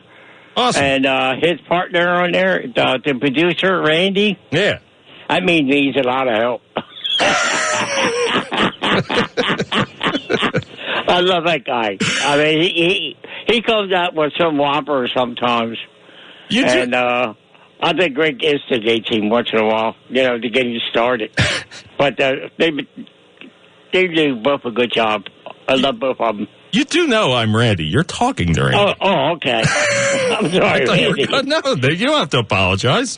Okay. Thank you. I'm just saying, how I feel, man. Yeah. Being around with him so long. You're funny, well, Bob. thank you. Thanks a lot, Randy, for listening to me. Thanks, buddy. Have a good day. See you. Okay. You too. Bye. All right, there you go. He's talking about me like I'm someone else filling in. I thought I made it clear I was me. All right, very good. 302-529-1017, 302-529-1017. Where was I going anyway? Oh, I got to tell you, and I will get into more local stuff because I know that's what they want me to do here. But this was priceless. That was on. It was the Pisaki woman, Saki, and I know someone called and said you should pull the clip of "Sock It to Me," and but the only one I could find was Nixon saying "Sock it to me," and I thought that just sounded too weird. But the guy does have good suggestions for good drops. He wants me to get one that says, "Yes, boss," from whenever Rick goes to me to play Yes, Boss. The dude from that Benny show. I can't even think. Anyway, Rochester. Yes, Rochester and whatever the other guy is. So, and I tried to find it, and there's always like other things stepping on the line. When you play a sound drop, you need one without other people talking and music playing and things dropping on. It's hard to find good, clean sound drops. You think they're so good sometimes, and then you go look and you go, oh, well, the other guy talked over it during the sound drop, or the music was playing over it, or whatever. But neither here nor there. So the greatest thing that I saw was Jen Psaki was asked some questions, and I honestly, I'm going to admit that I was wrong. I thought you would never see Biden's press secretary ever get a difficult question ever. I thought for the rest of eternity, she's going to get lobbed softballs. And you know what? She did not. She actually got a tough question about, the White House. It's the greatest clip ever. Now, the phone is ringing, and, I want the callers to get a chance to get on the air. So I'm going to go to the phone, but that's coming up. Stay tuned. But let's go to the phone. Hi, you're live on WDEL. Who is this? It's Mitch from Bowers Beach. Is this Christopher Randy? Yes. How you doing, Mitch from Bowers Beach? What's going on, bro? What's the weather like there? The same as in Newcastle. All the roads are clear, just cloudy and nasty. Okay. But I'm actually up in Newcastle right now. I just left work. The powers to be want to talk about local stuff. I work up in Old Newcastle there. Man, the shootings are just out of control. And I don't know what the police can do about it. I mean, it's like all the neighborhoods up and down Newcastle Avenue. It seems like every day or every other day there's a shooting. I mean, there was one the other day, double shooting. One died. One, I guess, is still in the hospital. And, I mean, it's just, I don't understand why these people just go shooting people. It's, just a topic I wanted to bring up because there's been so many shootings in Newcastle in the last 2 months. I mean, I don't have any exact figures, but I know it's been a lot of them. So I just thought I'd chime in on that and see where you go with it. Yeah, that's a great topic, and it's I can't imagine shooting someone unless they pulled a weapon on me or something, or broke into my home while I'm sleeping and I woke up and, shot them or something. I've fired guns thousands of times at Target Master, but I can't imagine just going, oh, well, you're standing on my corner and this is it's probably all territorial would be my guess. What do you think it is? Like territorial for drug dealing and stuff? Absolutely. The heroin is out of control up here. I mean, I see people on the street. You can just look at these people and tell, man, they got a severe problem and need help. I mean, I see it every single day when I'm at work, and I work 6 days a week up in Newcastle, and I see it every day. And some of these neighborhoods I've been trying to be approached before, but I'm always very aware of my surroundings, which everybody needs to be aware of their surroundings. And I can see trouble coming. I mean, I actually almost ran over a dude in Wilton about a month ago because he was in the middle of the road trying to stop me. He was going to rob me, and I wasn't having nothing to do with it. And I will not have nothing to do with it. And I got a real good lawyer, so if I run somebody over who's about ready to rob me, I'll take my chances in court with my lawyer. It's just crazy up there, man. Yeah, the old saying, you'd rather be tried by 12 than carried by 6. Yes, sir. Yeah, that's good. Sir. It's a good point. I'll put it out there, and hopefully people can call in and try to explain if they have any solutions. My solution would be legalize the drugs and you take the profit out of it. I don't know that would work, but, we've tried keeping them illegal for as long as I can remember. And it's just, we have more people in prison than any other country per capita. So that's a sad state of affairs when you think about that. Yeah, and speaking of that, because I've heard you and Rick talk about this before, if they legalize marijuana, just for one, I mean, the tax profit for the state is tremendous. And everybody smokes weed. I mean, yeah, not everybody, but and I've heard you guys talk about this before, professionals and lawyers and stuff like that use it. I mean, a lot of people use it. If they legalize it, the tax money would be incredible. And then you wouldn't have people sitting in jail because they had a joint in their pocket. If I know... If I know 10 people, 11 of them smoke pot. Exactly. Exactly. So, I mean, what's the big deal? Legalize it, get the tax money, and just my opinion. I agree wholeheartedly, man. I'm the only one with the same opinion. All right. Mitch, anyway, Randy, about all them shootings and stuff, maybe some of the folks in Newcastle will call and chime in, because I know a bunch of them listen to y'all. Awesome, man. Thank you, Mitch. I don't want to rush out the phone. I got to get to commercials, otherwise I get behind. I can't be late. But thank you, Mitch. Gotcha. Have a good one, buddy. You too. Take care. All right. Bye-bye. Bye-bye. We'll be back right after this. Rick Jensen on 1150 AM, 1017 FM, WDEL. Yes, the Rick Jensen Show continues. Producer Randy Dascher filling in today for Rick. Rick will be back tomorrow. Give him a warm welcome home. Getting the day off. I wonder if he's out doing love stuff.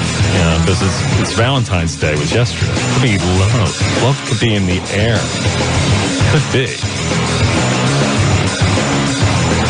I know we had a lovely Valentine's Day, my wife and I. We went. I went and got takeout from a restaurant that I never tried before. I think it's a new one because I had never heard of it before. I went on the Facebook, as you could say, and someone posted an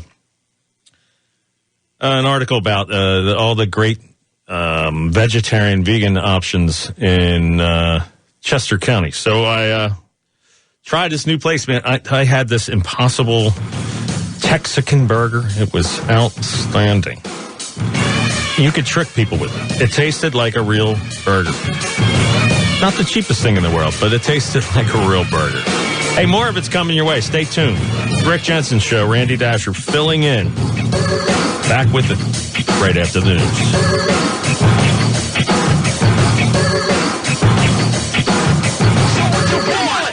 WDEL, WSTW HD2 Wilmington, WDEL FM Canton, a Forever Media station.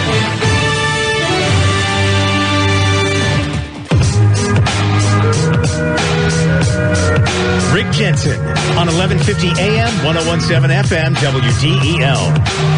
Yes, the Rick Jensen Show continues. Randy Dascher filling in today for Rick. And we have Rick on the line, but it's not Rick Jensen on the line. We have a different Rick, if you will. Alrighty. And I don't know what Rick wants to talk about because I told him, I said, you know what? I got a million things I got to do during the commercial, and let's just make it spontaneous. I wish I could speak English. I love the spontaneity of it. Spontaneous. English is hard. Hello, Rick. How are you? You're live on WDEL. How you doing? Good. How you doing? I'm good, man. I was just calling to just let you know, I kind of disagree with the guy who said that he was a Biden supporter about with the Capitol riots when he said that he thinks Trump was guilty. Yeah. I listened to a lot of footage of it, and I never once saw where he said, look, I want you to go into the building and wreak havoc or anything like that. He said, I want you to go be peaceful and, patriotic. Yeah, I saw they were doing this part of the trial on, what's going on with your phone there, buddy? I'm on Bluetooth. Can you hear me all right now? You're what? I'm on Bluetooth. Oh, okay. All right, cool. I'm driving. That's all right. Hey, I don't want you getting in an accident, so you stay hands-free. But, yeah, I saw it was on Friday while we were on the air, so I went yesterday and watched a lot of that stuff. And I'm going to play some of it on the air today. It seems like the way it was edited tried to make it look like Trump, tried to make it look way worse than what Trump said. And I see where he said, do it peacefully. So, right, exactly. And that's like, well, I'm sure you know yourself. I'm not a major Trump supporter. I'll admit I did vote for him, but that's because, president-wise, he actually did everything that he said he was going to do. And I don't see where he really did anything really much wrong as a president. I mean, according to the media, he did a lot wrong and didn't do nothing right. But, if you really look into it, yeah, he did a lot of good stuff. Yeah, he deregulated a lot of stuff that made it a better environment for business to thrive. And everyone I know that owned their own businesses or worked, for people that owned small businesses, they had their best years of their lives under Trump. So, oh yeah, same here. Awesome. And I'm noticing fuel's already going up. Oh yeah, I noticed that too, man. Yeah, totally, big time. It went up significantly. So, all right, man. All right, you have a good one. You too. All right, see you. Bye. All right, bye. All right, thanks. His phone was a little noisy. I would have stayed on a little longer with him, but his phone was a little noisy. So, but hey, yeah, you don't want to drive with holding the phone up to your ear, I guess, in Delaware. All righty. So Bluetooth. I don't even own one of those things. I don't know how to do all that. I guess, all my friends are in that crap. I could have one of them set it up. Hopefully they can even do it with my little junky crappy flip phone. So, all right. So the story that I thought was really funny and interesting was Jen Psaki, Biden's White House press secretary, was actually, like, if you watched it, the first week, she was circle back around. And then, like, the first day, it was like, what kind of ice cream does he like? You know what? Does the dog like the new White House? Every question was like a lobbing a softballer. Well, she actually got a difficult question. So, I'll admit, I was wrong. She actually got handed a difficult question. Apparently, there's this guy, who works under Jen Psaki and, TJ Ducklow. And he had been suspended for inappropriate stuff. Let me read the first line of it. This is from CNN Business. White House Press Secretary Jen Psaki said Friday that one of her deputies, T.J. Ducklow, had been suspended for a week without pay after a Vanity Fair story revealed Ducklow had threatened a reporter who was working on a story about his romantic relationship with another reporter. All right, so they gave the guy a 1 week suspension. Now, I know. He has since resigned. But let's pretend we don't know that part about being resigned yet, okay? And he would have gotten the 1 week suspension had it not been for this reporter who had this to say. All right? And I was like, wow, this is the greatest piece of audio ever. Look at this. So here we go. Question, a deputy of yours has been suspended for... It kind of reminds me of Dwight Schrute, the way she started. She's like, question. All right, here we go. Question, a deputy of yours has been suspended for a week without pay for comments he made to a female reporter bullying her after she reached out for a request for comment on a story. Whose idea was the 1 week suspension instead of a potential resignation or firing? And how can you keep this person in a public-facing press relations role dealing with female reporters when he made such sexist comments to this female reporter? And she answers, hamada. Like when Ralph Cramden? Is that, Ralph Cramden's at the pool hall and he starts making fun of this little guy's friend. He's like, my friend Harvey's going to get you. Oh, will Harvey get me? Hey, Ralph, hey, how about Harvey? And then Harvey comes, and Harvey's a big dude. He wasn't having it. All right, so hamana. Here's Jen Psaki's answer. Reaching out for a request for comment. Well, let me first say, obviously, Caitlin, that I take this very seriously. I'm a woman, obviously, but I've been in this town working in press and communications for nearly 20 years, almost 20 years, and I think many of you know me and have worked with me closely, and many of you know many people in this building, including... Yeah, we all know each other. Get to the hamana point and back it up a hair, RCH. Me and have worked with me closely, and many of you know many people in this building, including the president, who take these allegations quite seriously.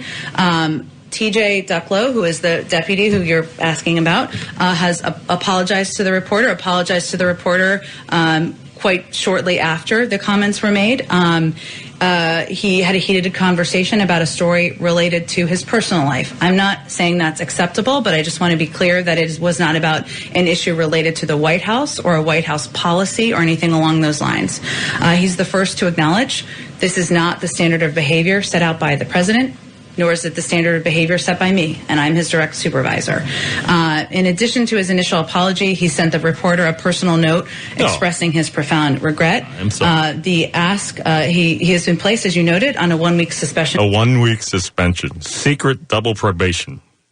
Okay, now, when I was watching this for the first time, sitting at my desk in my kitchen, I'm going, wasn't there a clip of Biden about 2 weeks ago that went, let me tell you this, if you ever say one disrespectful thing, I will fire you on the spot. I'll fire you right on the spot. That wasn't a press conference. Hence the horns. But, so he, I remember him saying, if you say anything slightly disrespectful, bye-bye. So here we go. On regret, the ask, he has been placed, as you noted, on a 1-week suspension without pay. That is a significant step. I'm not aware of a history of that step being taken. You all can check me on that. A 1-week suspension without pay. That's a significant thing. It's 1/52nd of his yearly salary. It's very significant. He's not going to get 1/52nd of his salary. That's very significant. Hey, very, very, very, very just punishment. Significant step. I'm not aware of a history of that step being taken. You all can check me on that. And in addition, when he returns, he will no longer be assigned to work with any reporters at Politico. That's comfortable. Just don't have him work near other women. Have him be for the dudes. So I got to back it. I got to hear her talk about how significant this was. Where you got a 1-week unpaid suspension. There are 52 weeks in the year, if you didn't understand my butchering of the English language. So this very significant punishment is that he will not get 1/52nd of his yearly salary. A 1-week suspension without pay. That is a significant step. I'm not aware of a history of that step being taken. You all can check me on that. And in addition, when he returns, he will no longer be assigned to work with any reporters at Politico. No one wants anyone to feel uncomfortable, to be put in an uncomfortable position, and that's not behavior that we will tolerate. So those were the steps that were taken, and we felt it was a serious punishment. But he'll still be working with female reporters. And I love how this woman just charged right back, and she didn't get to go, you back there. Yes, what kind of ice cream does Biden eat? Does he like chocolate or vanilla? Ginger or Marianne? Excuse me, yes. Benny Hill. Does he enjoy Benny Hill or Monty Python? Star Wars or Star Trek? He didn't get this woman just comes back. Good for her. I forgive me for not knowing her name. She's an Asian woman. Good for her. Very smart. To be put in an uncomfortable position, and that's not behavior that we will tolerate. So those were the steps that were taken, and we felt it was a serious punishment. But he'll still be working with female reporters, and it wasn't just a hostile conversation. I think we've all probably had plenty of those, and vice versa. Those happen, but the language that he is alleged to have used, according to this report, it is arguably, or even not arguably, sexist. So what are you doing to deal with that part of it? She's like, Calgon, take me away. I love when they eat their own. So what are you doing to deal with that part of it? It's completely unacceptable. He knows that. We've had conversations with him about that. That is why we have also contacted, not long before today, but immediately following their conversation, my colleague Kate Bedingfield reached out to an editor at Playbook to convey our apology. What is Playbook? I know what Playboy is. Playboy's a magazine that you could show to your children probably now compared to porn. My colleague Kate Bedingfield reached out to an editor at Playbook to convey our apology. We've reached out at every level there to convey our apology and been clear this will never happen again. And it is not going to be tolerated here at the White House. Sorry, can I just follow up on this? Now, I love this. Another dude comes in and he plays Dogpile on the Rabbit. And, Dogpile on the Rabbit. So this is awesome. Here we go. And been clear this will never happen again. And it is not going to be tolerated here at the White House. Sorry, can I just follow up on this? Go ahead, Josh. Oh, yeah, go ahead. It's okay. The president You on ruined my life. Day. Now, he says exactly what I was thinking a minute ago when I watched this live. Okay? How I tried to explain that to you? You understand where I'm coming from? All right, so that's the first thing I thought of was Biden going, if anybody ever says anything bad, if I catch you, you're fired on the spot. And it is not going to be tolerated here at the White House. Sorry, can I just follow up on this?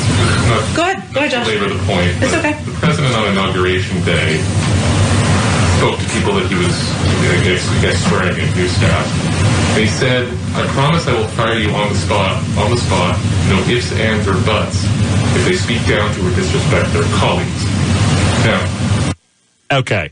Now, do you think he paraphrased that, or do you think he got it right on? I think he got it right on. If you're ever working with me and I hear you treat another colleague with disrespect, talk down to someone, I promise you I will fire you on the spot.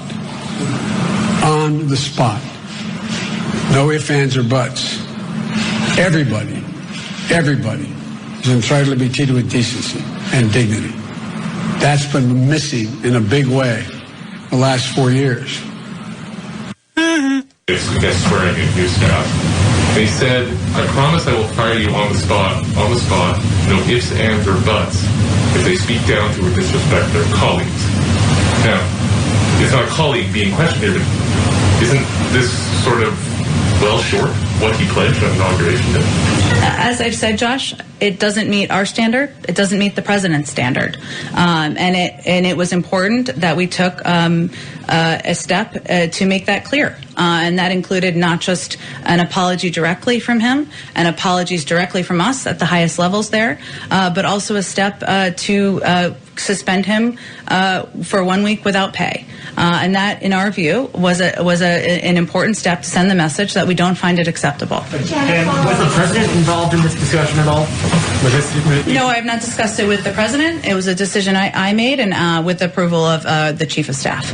If you knew about this conversation for weeks, why wasn't TJ suspended until after the article dropped? He was here up until last night. You're right. There were conversations that occurred with the reporter as well as editors at Politico immediately after the conversation occurred. That was how we engaged in a private manner, and that was what we felt was appropriate at the time. Now, had Biden not said the clip that I just played and that everyone on the planet heard and remembered, especially those two reporters, maybe the suspension would have been fine. But if you're going to go out and make a statement like that, then it happens 10 seconds later. You were the one that set the precedence. So, all right, fantastic. All right, anybody who was listening Friday, my wife read a letter and it got read on Kelly and Ryan. She was all giddy about it. And that was, actually, I'm just going to play this because I'll get lucky tonight. Going out to the break, I'll play it. And this is my wife's proudest moment, and rightfully so. Trust me, I was on when before I had ever been on the radio back in the 90s. I wrote a nationally syndicated radio show, had a song parody contest, and I wrote a song parody, and they got thousands of entries, and they played about 40 of them on the air. And when they played mine, I was shot out of a cannon. I could not believe how exciting it is to be to have something you've done or created or whatever mentioned on one of your favorite radio shows or TV shows or whatever that is. And then another time I was on Viva La Bam, Bam Margera's show that was on MTV. And I just happened to be in Westchester. They were filming something. They said, hey, if you want to be in it, go ahead. So, it was just a quick thing. I grabbed the menu from a guy and said, thank you. It was Brandon DiCamillo, and he's dressed up in a fish outfit trying to sell sushi or something. So, zany bit, you do zany bits to be on TV. It was a comedy show. And then I signed like 8,000 releases with MTV lawyer management types. And then I'm watching TV one night, and there I was on TV. And it's very exciting. And the guy I used to do radio with, Jay, he goes, I guess it's okay. I go, what's your favorite show, Jay? And, of course, he said Seinfeld, and that's a great choice. I said, well, can you imagine if you were sitting there and Jerry Seinfeld went, excuse me, can I get that ketchup, please? Could you please pass me the ketchup? And then you, Jay, handed Jerry Seinfeld the ketchup. Would you be shot out of a cannon? And he was like, yeah. So my wife's all shot out of a cannon, and rightfully so. And so, yeah, in case you missed it, I won't bore you with it 10 more times, but it was very exciting to be mentioned. And they held up a picture of my wife and I in another radio station studio being married on the air. So that's the photo they're holding up during this segment from Kelly and Ryan on 6ABC. All right, one more. Beth Dascher from Westchester, Pennsylvania. We've been together for 22 years, married 14. My husband works in radio. One morning while listening to his morning show, he asked me to call in. When I did, he said to me, I'm going to ask you a question, and I don't want you to answer. Here's a test. What is your favorite color? I said, mine? He said, you failed, and went to commercial break. After the break, he proposed. Needless to say, we got married on air, too.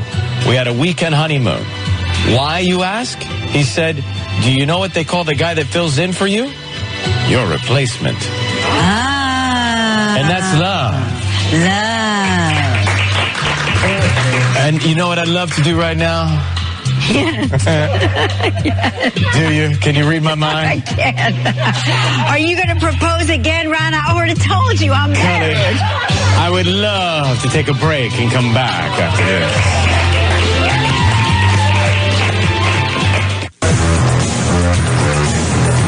Rick Jensen on 1150 AM, 1017 FM, WDEL. Yes, the Rick Jensen Show continues. Producer Randy Dascher filling in today for Rick. Rick will be back tomorrow. I just got off the phone with Mitch called back, and he said he saw it at night, the Kelly and Brian segment, and he's the second person that said they saw it staying up late, and I was trying to think, people all have night shift jobs? It turns out apparently there's a replay or something in parts of Delaware. So, yeah. Maybe they replay it in parts of Westchester as well. I don't know. I don't know how that works. But, yeah, I know my wife saw it like 9 o'clock in the morning whenever the show's on. So, all right. Fantastic then. Lots of other stuff to get to today. Plenty of material. And we will get to all of that as I don't sound distracted at all pressing buttons. All right. And then, yeah, let me see what else is going on. Something quick here just to... well, I started on this. I didn't realize that like the television station 6ABC was going to air at 3 o'clock in the afternoon this trial and just leave every curse word in it. Again, I'm not approved by any stretch of the imagination, but I thought it was really odd. My wife and I are standing there going, Did they just say the F word? Yeah, and they sent it home about another 100 times. They really did. Hey, all this and more coming up. Stay tuned. Randy Dascher filling in for Rick. Back right after the news.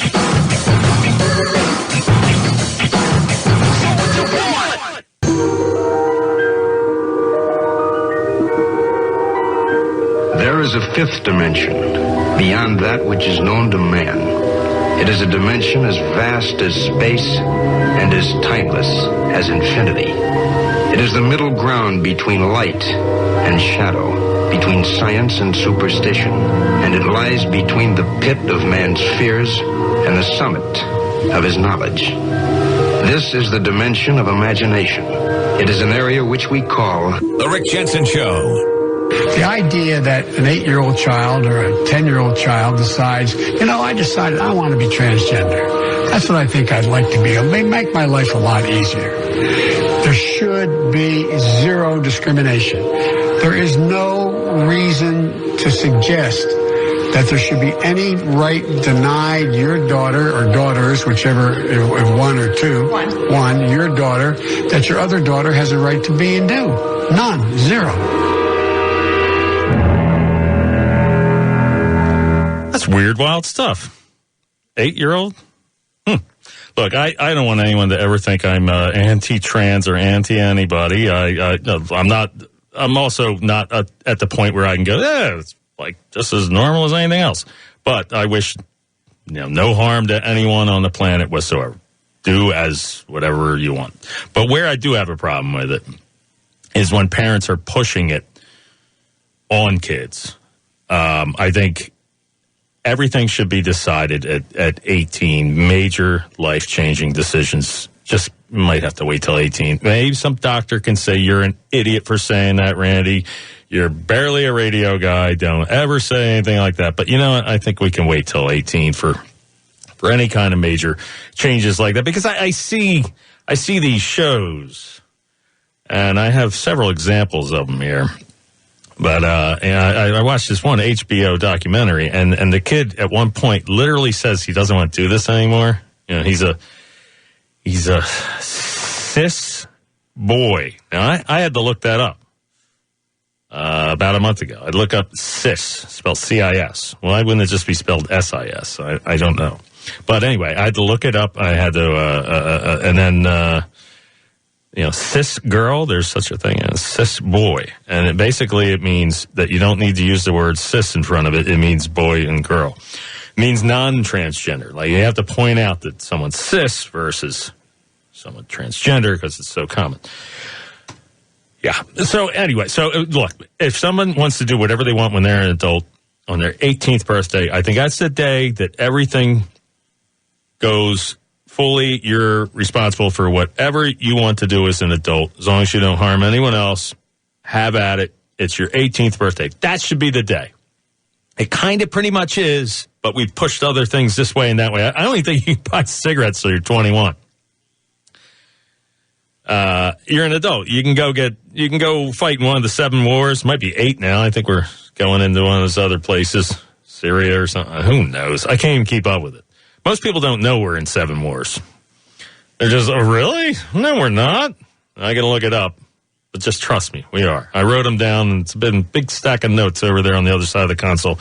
But, yeah, so I'm all over the place. Anyway, so yes, I'm in no way anti-transgender. And, to anyone who wants to do anything they want, but I think parents should not be pushing children one way or the other. And the other clip I saw, I'll play this for you soon here. It's a clip of a parent the parent is transgender and talking to a very, very, very, very, very young child. And the parent says, like, do you want to be boring like this, or do you want to run around and be crazy like boys? And they, it was basically like, do you want the thing that I'm pushing you, do you want more attention because I'm leaning you and really influencing you with the tone of my voice, or do you want to be awful? And the kid answers the way the parent, there's a way of wording questions where you want the parent's attention, all that. That's where I have a problem with it. But anyway, not that this is a whole trans segment going on here, but Jen Psaki was asked about biological males in girls' sports. And so she had this to say, and I thought it was rather humorous. And I will, I got a phone call coming in, and when the calls are coming in, I should go to them. But we will get back to this. We'll circle back. We're going to circle back. I'll circle back to this. We'll circle back. You're live on WDEL. Who is this? Hello? Oh, wrong button. Sorry. Hey, you're live on WDEL. Who's this? This is a truck driver, Michael. Hey, thank you, truck driver, Michael. I'm sitting there turning up the wrong fader going, where are you? I'm like, what? Can you hear me? Yeah, I'm like, this is my first barbecue here. I've been doing this, I've been working this board since 2011, so I should know where the phone fader is. But, yeah, so how's it going, man? I'm doing pretty good, man. Good. And just busy. Cool. Busy, man. Always busy. Nice. What's on your mind today? I just wanted to talk to him about the topic that he's referred to. Well, I don't like. I am he, I am Randy, and I am the only one here. So you're on the air, and we're talking. Oh, shoot. Am I on the air? Oh, crap. Hey, that's why I said you're live on WDEL. Oh, my goodness. I'm sorry. I'm sorry, Randy. Yeah. Hey, I think as genders, gays, they can do whatever they want. I'm not going to judge them. That's not up to me. What gets me is when they try to push it on me. Like if a trans dude wants to be a woman, he wants me to call him a girl. I'm not calling him a girl, because if I feel so, okay, morally, if I call him a girl, I'm validating and I'm in agreement with him, and morally, I'm not in agreement. So I think if they stop doing that, trying to call people like me a bigot for not referring to them as a girl when they're actually men, they don't. And also on the kids, since when do you get to choose your sex? Kids are born now, and they don't put anything on the birth certificate until the child decides what they want to be. Come on already, man. You just, it ain't right. I'm going to be hollered at. People are going to hate my guts, and all that kind of stuff, but and I'm not homophobic. Phobic is a fear of spiders, fear of water, fear of closets. I'm not afraid of them. So I think that the term that they use, homophobic, is really not cool, but I don't have a fear of them. I don't accept it, but yet they live their life the way that they choose. But don't try to force me to accept their behavior. And that's all I have to say. I know everybody hates me for that. But I do not hate you for that, and I do feel in a very similar way. I mean, it's a lot to take in. This is a lot to unpack here, and again, if someone's 18, I don't have a problem with it, but we're doing it to children, and I don't know. It's like parents can get a child to act a certain way, push them into sports, push them into playing an instrument, and then if the parents are pushing them into having a different gender, I think that's unusual. Well, I'll put it like this. Since you can't say certain things on the radio, I'm not going to say a cuss word. Yeah. You said it's unusual. I'll just be blunt. It's stupid. So I said it. All right. So I can't get fired from the radio. All right, man, you take it easy. Thanks, truck driver Michael. Have a great day. See you, man. All right, there he goes. Fantastic. All right. So Jen Psaki was asked about, I guess Biden made some declaration that I have to sit there and tiptoe around it how to say it. And Rick says it so well. He's so good at it, just flows out of his mouth. Okay. Biological males, people who were born biological males who identify as females are participating in some female sports, and it's a big issue. Rand Paul spoke out about it a lot. Rand Paul just isn't having it. He's just saying, yeah, okay, so you want boys to play and girls baseball or whatever, or softball, and or on the track. And he doesn't use the word cis boys, and he just calls it like he sees it. He's probably kind of old school. But Rick knows how to say it and keep his job. Rick says, I'm kidding, of course. No, but Rick knows the proper, more PC way to say it. So, all right. So Jen Psaki was asked about this at one of the press conferences.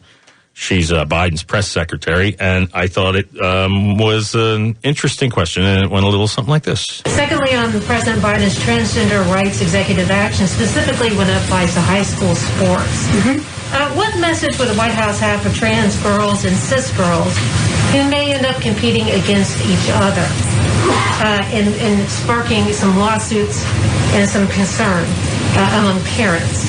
So does the administration have guidance for schools on dealing with disputes arising over trans girls competing against and with cis girls? I'm not sure what your question is. Okay. Is anyone on the planet not sure what her question is?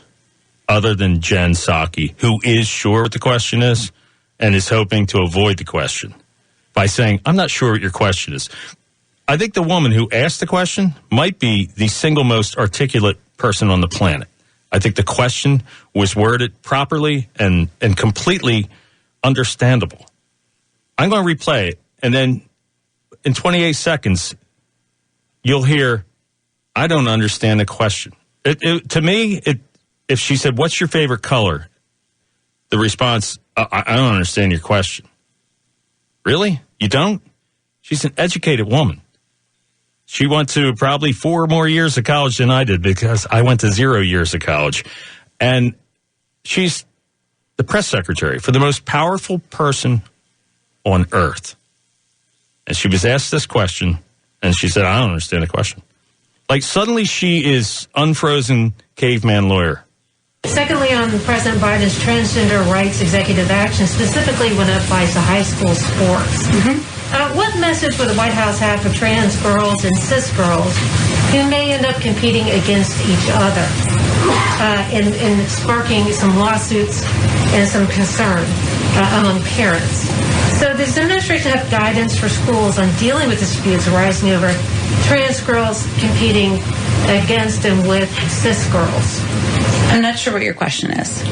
The president's executive order. I'm familiar with the order, but what was your question about it? My question is, does the president have a message for local school officials on dealing with these kind of disputes that are already starting to arise between, trans girls who are competing and cis girls in a level playing field, particularly in high school sports when it leads to college scholarships? Is there any kind of messaging or clarification that the White House wants to give on the executive order? I would just say that the president's belief is that trans rights are human rights, and that's why he signed that executive order. And in terms of the determinations by universities and colleges, I would certainly defer to them. I really wish I could give Jen Psaki truth serum and say, did you really not understand the question? Are you that obtuse to not understand that question? Do you not know that question? Or were you trying to hope that someone else interrupted and asked a better question? Because you realize the stance on it is a pretty unusual stance to have, to just say, yeah, okay, your daughter that's 5'2", 96 pounds, that's competing, is going to compete with a boy 6'4", 250, who grew his hair long and says, I'm a girl now, and might lose their scholarship to Harvard. And she acted like she didn't know it. I don't understand your question. What do you mean? Huh? What? Yeah, I don't understand. I'm a caveman. Your world confuses me. I don't understand. What are you asking me? Well, we want to know about the cis girls versus and playing on the same teams, you know? 100,000 years ago, a caveman was out hunting on the frozen wastes when he slipped and fell into a crevasse. In 1988, he was discovered by some scientists and thawed out. He then went to law school and became unfrozen caveman lawyer. He used to be a caveman, but now he's a lawyer. Unfrozen caveman lawyer. Brought to you by Gas Plus. Actually gives you gas for those times when you feel like being the Joker. And by National Escort Service. If we don't get a prostitute to your door within 15 minutes, you don't pay. You guys remember this? 1991. Phil Hartman, probably the greatest character, the greatest, member of the SNL cast. Now compare what you're hearing now to the garbage you saw Saturday. And you know what? It's the garbage I didn't see Saturday because I'm done. And I loved that show. That used to be parody, humor, and I didn't even care if they were the different political views than mine. They were funny back then. Now they're PC woke SNL. Biggest piece of garbage show. I know before they've tried some cast changes, and then the big headline is Saturday Night Dead, and then you griddle like those people. You griddle like them. Phil Hartman, genius, comes up with this. And I'm done with it. I am done with SNL. It's garbage now because they're woke and they're PC, and they can't find anything funny other than making fun of Trump. That's their only thing they can do. And so when Jen Psaki acted like, I don't understand your question, and the woman's completely articulate. She goes, do you have a stance on any recommendations, like the way that now biological males are going to be competing against cis girls, and they're going to get all their scholarships? Oh, I don't understand the question. I'm unfrozen caveman lawyer. And by Happy Fun Ball. Still legal in 16 states. It's happy, it's fun, it's Happy Fun Ball. And now, tonight's episode of Unfrozen Caveman Lawyer. Mr. Key Rock, are you ready to give your summation? It's just Key Rock, Your Honor, and yes, I'm ready. Thank you. Ladies and gentlemen of the jury, I'm just a caveman. I fell in some ice and later got thawed out by some of your scientists. Your world frightens and confuses me. Sometimes I'm just a caveman. I'm Jen Psaki. And I love how it's the same voice he does for just about every character. I love Phil Hartman. God bless that man. He was so good. He was so funny. Mr. Simpson, I'm no doctor. You're no doctor. The only one in this room who comes close is Dr. Nick. So great. All right, I won't bore you with the whole caveman lawyer. But that's what I thought of when Jen Psaki went, I don't understand where you're coming. What's your question? I don't really know. Is there a question? Why is this unusual at all? That Biden has said that we're going to let anyone compete. You know what they need to do is just change sports either then 100%. Just go, okay, fine.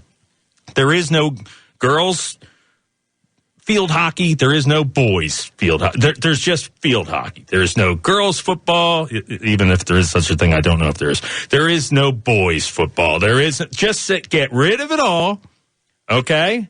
And then if there's scholarships, I don't know what to tell you. But probably a lot of the boys will get them. If they're very, feats of physical strength. If you can do better by having more muscular bodies and more height, this and that, and just say, that's it. There's no WNBA. There's no Women's Basketball Association, whatever it's called.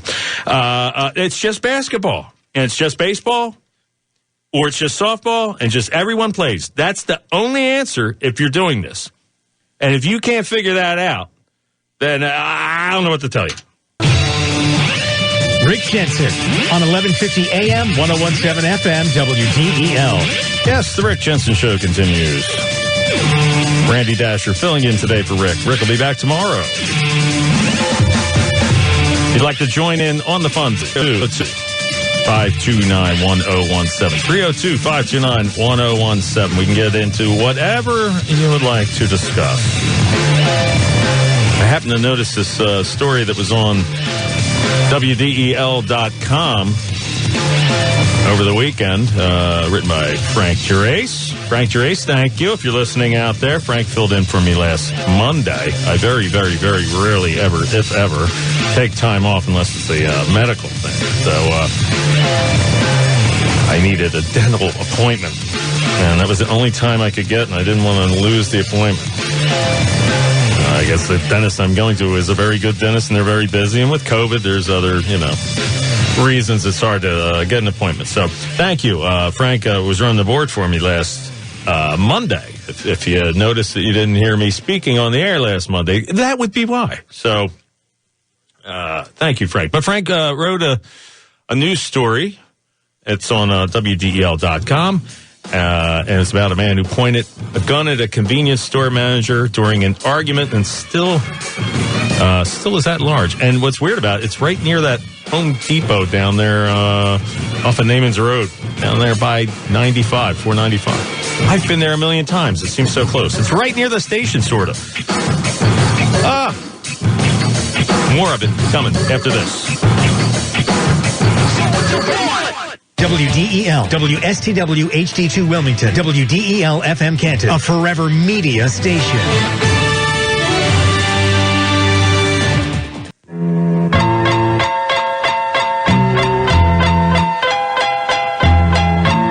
Jensen on 1150 AM, 1017 FM, WDEL.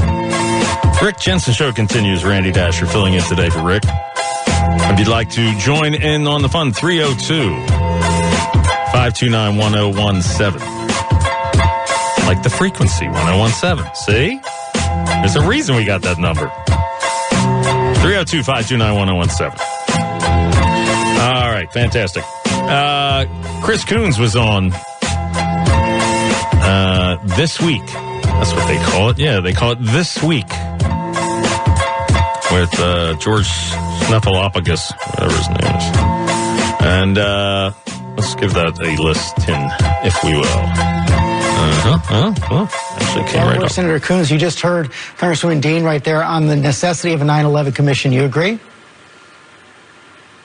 I do. George, this was a remarkable week, a powerful week. And I think the House managers, obviously Congresswoman Dean and Congressman Raskin and a very talented team, put on an incredibly compelling and powerful case.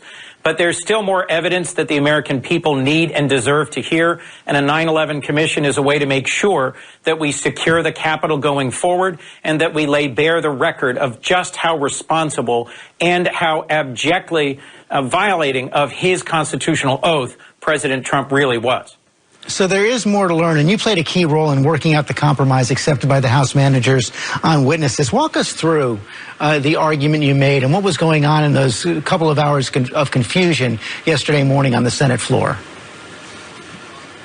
Well, a number of senators promptly started talking to each other about what was the path forward with the unexpected request by the House managers for additional witnesses. And as lead manager Jamie Raskin recognized right after the trial.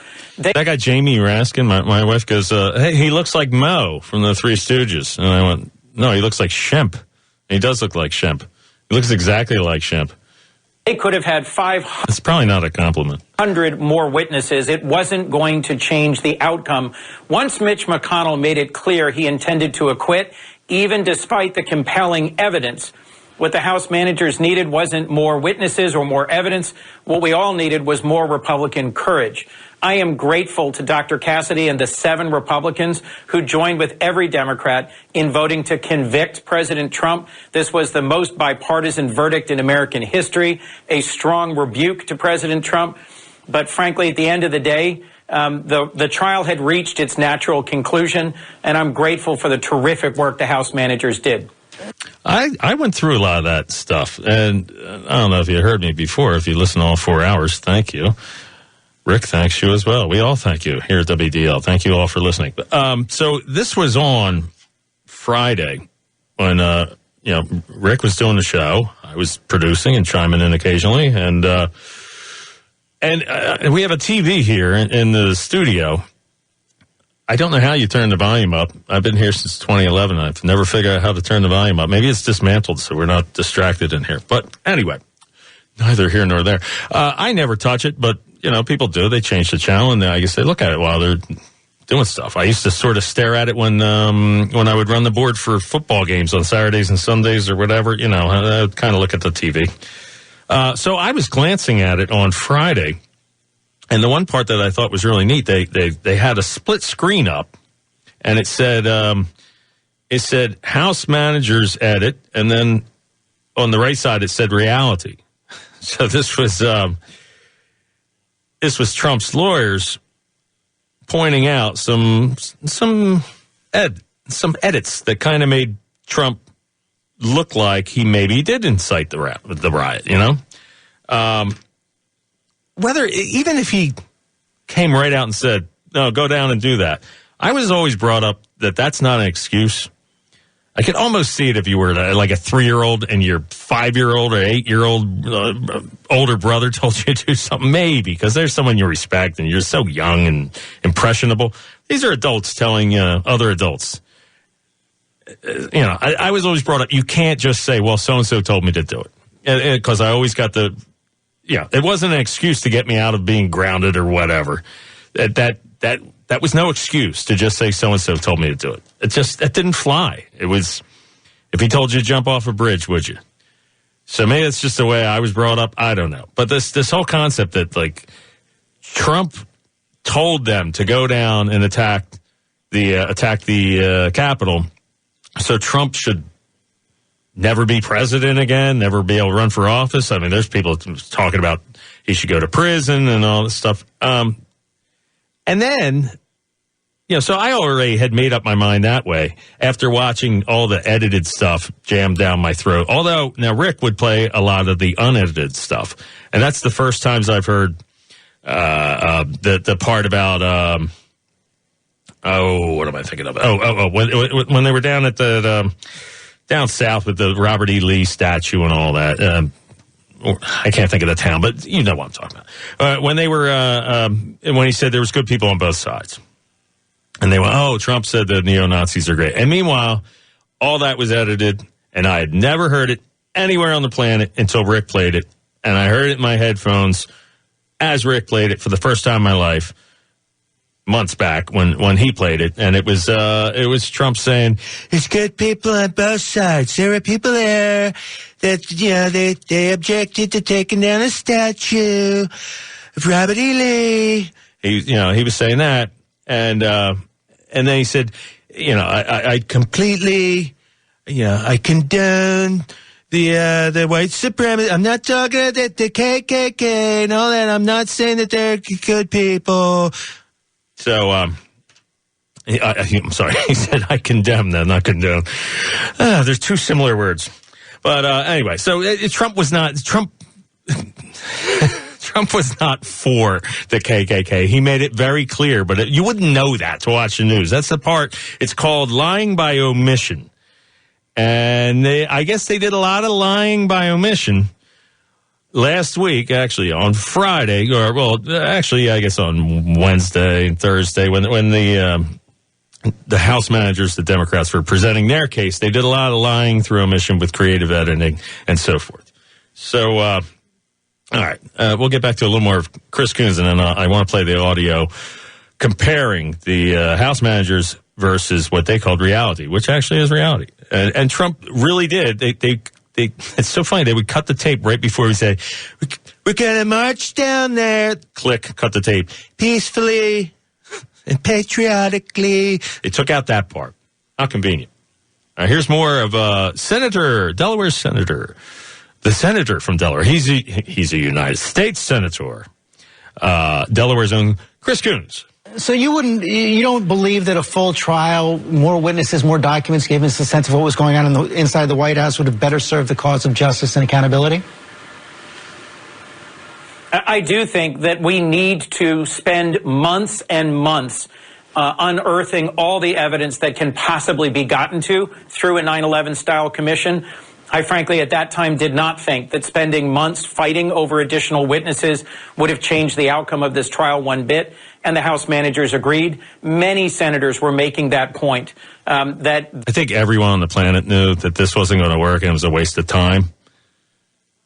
Especially when you have the government telling you certain people can't work. The only answer to the whole economic problem for me is not printing money. Printing money seems really childish. It just really seems stupid. Like you think you're going to fix something by printing money. It is the dumbest thing I've ever heard, and by no means an economist or any expert in this kind of thing. But I do have a brain and common sense to know that printing money is going to devalue the money. It's just going to devalue the money. We're going to have hyperinflation. So when I hear people go, man, we got to print money and give it to people, I'm just sickened by it. And I've been against all the bailouts, every single one of them. So don't say, well, you were for the bank bailouts. No, I wasn't. You were for the car bailouts. No, I wasn't.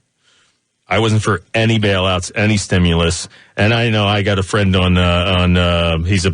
listens to the show, and that's why he friended me on Facebook, who every time I write about that on Facebook goes, well, to give it back. Like that's going to fix things. He's missing the point. All right, let's get the phones.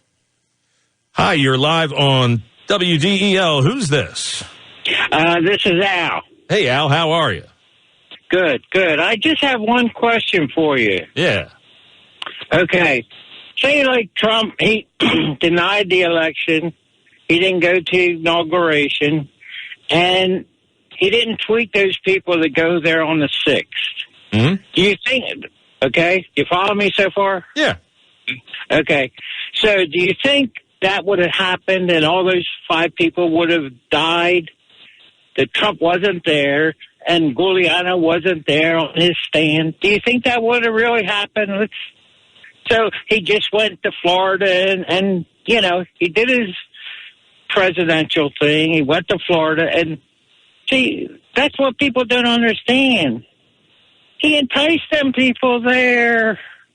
Can't you figure it out, or am I from outer space or what? All right. All right, let me try to create an analogy in my feeble brain here. Okay, so you're saying if he didn't have the rally, would the 5 people have died? I'm going to say with 99.999% certainty, they would not have died on that day. Okay, but if I get in a plane crash and if I didn't go to Florida on a plane, I wouldn't die either. You know what I mean? So you're not following my question. Okay, go ahead. My question was if he didn't tweet those people to go there on the 6th, they wouldn't have been there on the 6th. Yes, he held a political rally on the 6th. He did. So, yeah, but say if he didn't do that. I'm saying he didn't have to accept the election. He didn't have to go to inauguration. But people don't realize he got those people there, and then he stirred them up.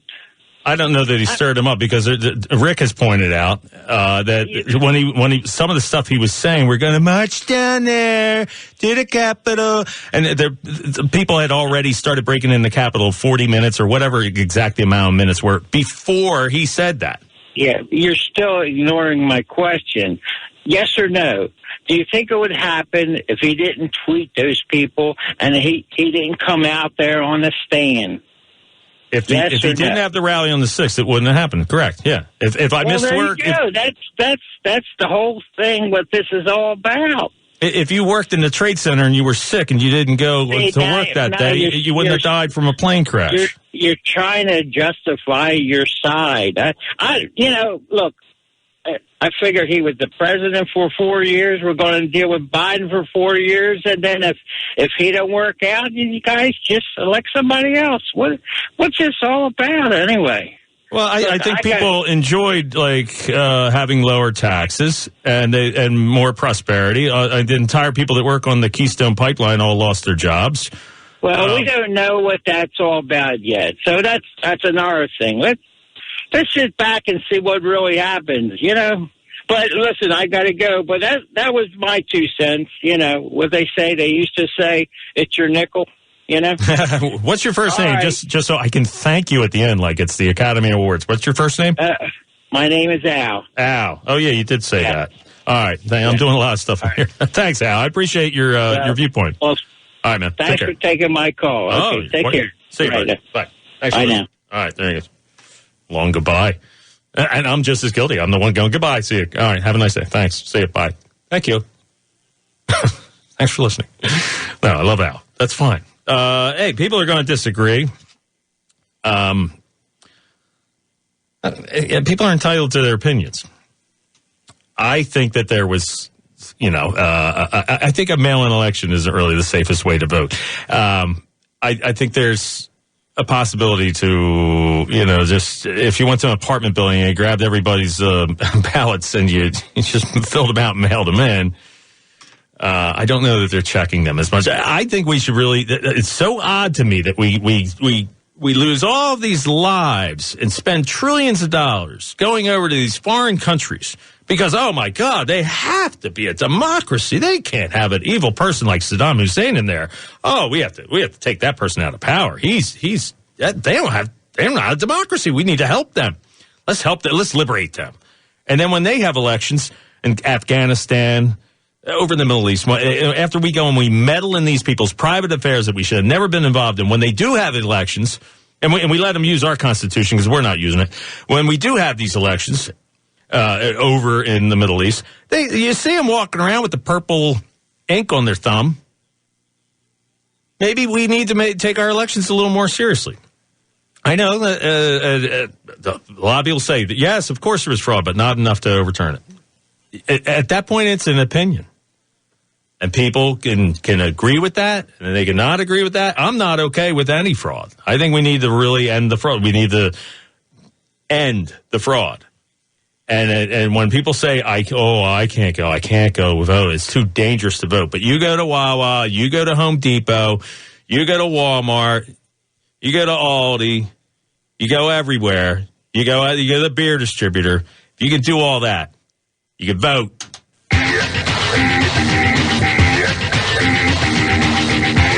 Rick Jensen on 1150 AM, 1017 FM, WDEL. Come on, act excited. All right. Come on, you hear the music. Yeah, act excited. Rick Jensen Show, Randy Dascher filling in. 302-529-1017 if you want to join in on the fun. Grab a pen, write it down. Call in early, call in often. Mail in your call, like a vote. 302-529-1017. All right, so Chris Coons was on this week, which is, I believe that's on Sunday morning, with George Stephanopoulos, whatever. I hear it pronounced the other way, that I can never remember the right way. I always compare it to like some character on, I don't know, PBS or something. Not by PBS, I mean like Sesame Street or something. Whatever he is. Who knows? I don't even know what it is. Some character. All right, so so he was on, and I know Greg called it early in the show about this, because at one point they asked him, well, I'll just play for it. Why ruin it? Spoiler alert. Let's hear the rest of it. He is, a senator, United States senator from the great state of Delaware, home of the tax-free shopping. I love Delaware. No one loves Delaware more than me. Here's Senator Chris Coons on This Week. Many votes on the Republican side as were possible to get. Frankly, they got more than even I expected, given, if you look back a year, the impeachment trial of President Trump that happened a year ago, only one Republican voted to convict. What about a secret ballot? Would there have been 60? Who was that, Romney? Probably was Romney. Rhino Romney. 7 votes? Yes. I'm fairly certain there would have been a vote to convict with a secret ballot. As you just reported on a few moments ago, Mitch McConnell, immediately following this vote, despite voting to acquit on flimsy constitutional grounds, said that President Trump is practically and morally responsible for... That was a little odd. I saw him like, well, if you felt that way, why didn't you vote to impeach Mitch McConnell? He basically... Well, I decided to vote like this, and then now I'm going to trash him. The assault on the Capitol. And a number of Republicans have already come out and said there should be further accountability, whether through a criminal trial or through some other path towards being barred from office. I frankly think there were a majority of Republicans hanging their hat on a not very compelling constitutional argument, and we need to find a way that we can deliver that accountability. Ultimately, it's in the hands of the American people, but I do think the Republican Party is deeply divided right now, and I'm grateful for the 7 Republican senators and 10 Republican House members. And just to refresh people's memory, or maybe you're new to the show, or you're new to at least me filling in, hosting on the show when I fill in. Look, I didn't vote for Trump. I definitely didn't vote for Biden. I voted for Jo Jorgensen. She was kind enough to come on this program twice. I believe her platform 100%. She is in perfect sync with my political beliefs. She was a she is a very strong libertarian candidate. I hope she gets the next libertarian nomination for president. She's perfect. She's wonderful. If the Libertarians ran Bill Weld as their the Libertarians, in the caucus or however they do it some weird way where the president doesn't pick his vice president in the Libertarian Party. It's a whole different system the way they have it set up. I guess the people who come out to the primary decide the vice president. So you might have 2 people that don't even really like each other as a candidate for vice president and candidate for president. But Jo Jorgensen was a very strong presidential candidate. Had they ran Bill Weld, who is a Democrat, who switched to Libertarian one year, and the party got all weird, and they must have dropped acid, and they made him the vice president one year. If it was Bill Weld, Trump, and Biden, I probably would have voted for Trump. You know, and that would send a message to libertarians in my own little world. Pick a strong candidate. Pick a real libertarian. Don't pick a famous name. I know people say, well, he raised more money. He has a famous name. He was a governor of some tax and spend state wherever he was. I'm not sure about Gary Johnson. I don't really know. Haven't heard too many bad things about Gary Johnson. But Gary Johnson was the presidential candidate for the Libertarian Party back in 2016, I believe. And Bill Weld was the... am I getting that right?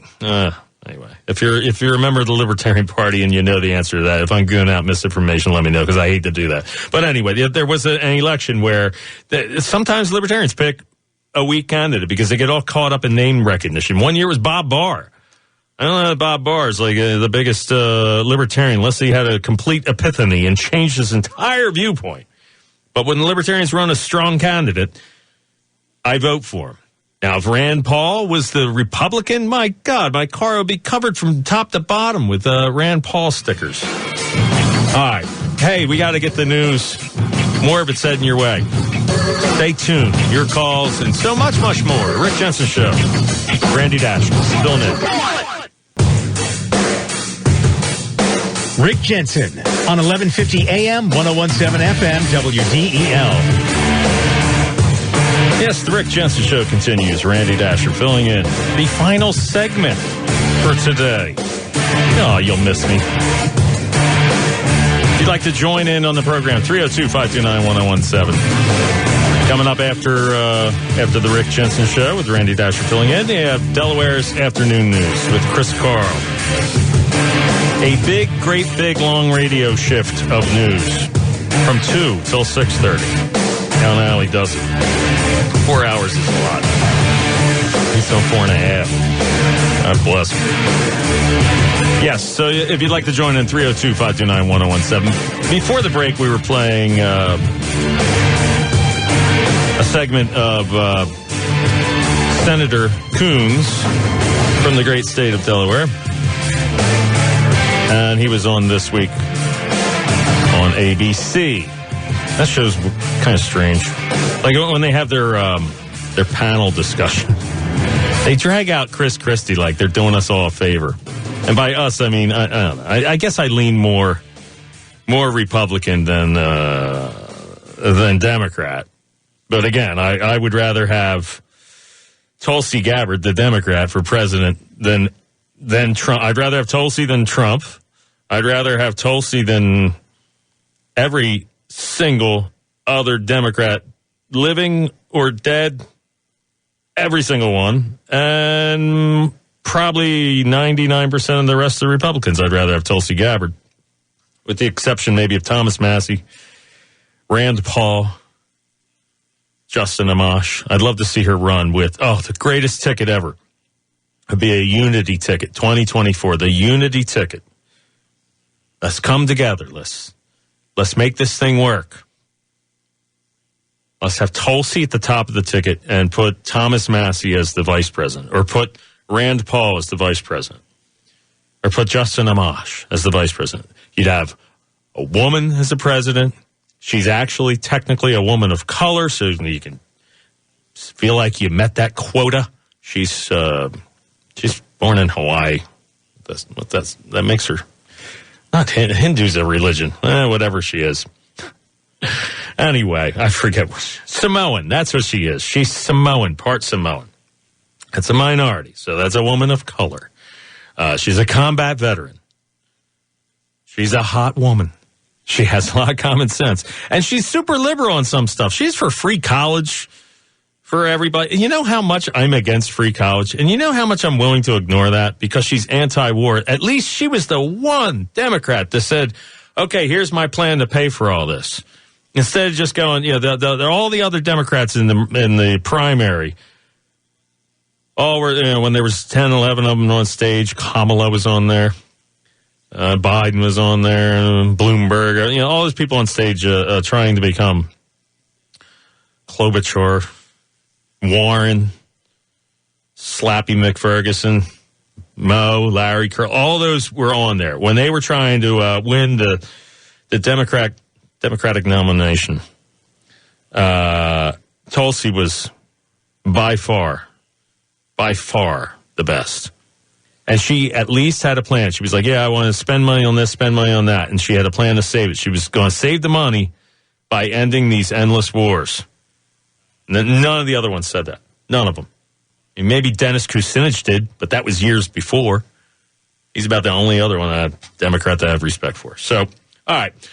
So Senator Coons was on this week. And there was about 2 more minutes left of that, but I'll tell you what he said. And actually, Greg said it already. George Stephanopoulos. God, I hope I said it right that time. I'm so used to hearing Rick say it the wrong way. The funny way.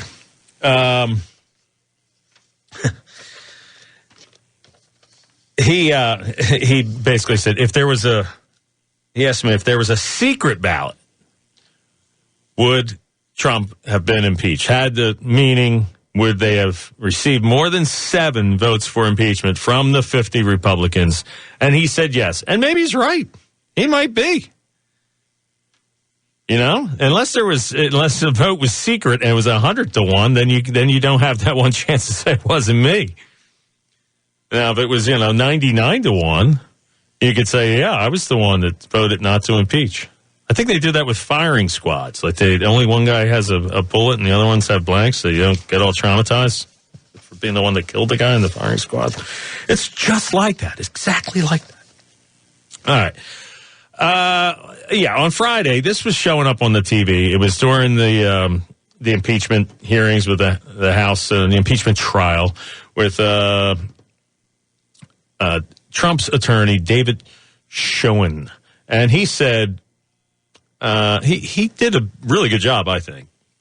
And this was on the TV while Rick was doing his show, and I'm looking at the TV, and I almost opened my dumb mouth and said, you should see what's on TV. And I realized, why would I tell people to go watch TV while we're doing a radio show? So I kept my full mouth shut, and here is what I looked up at the TV with the volume on 0 and was interested in hearing. This is kind of interesting. It's the House manager's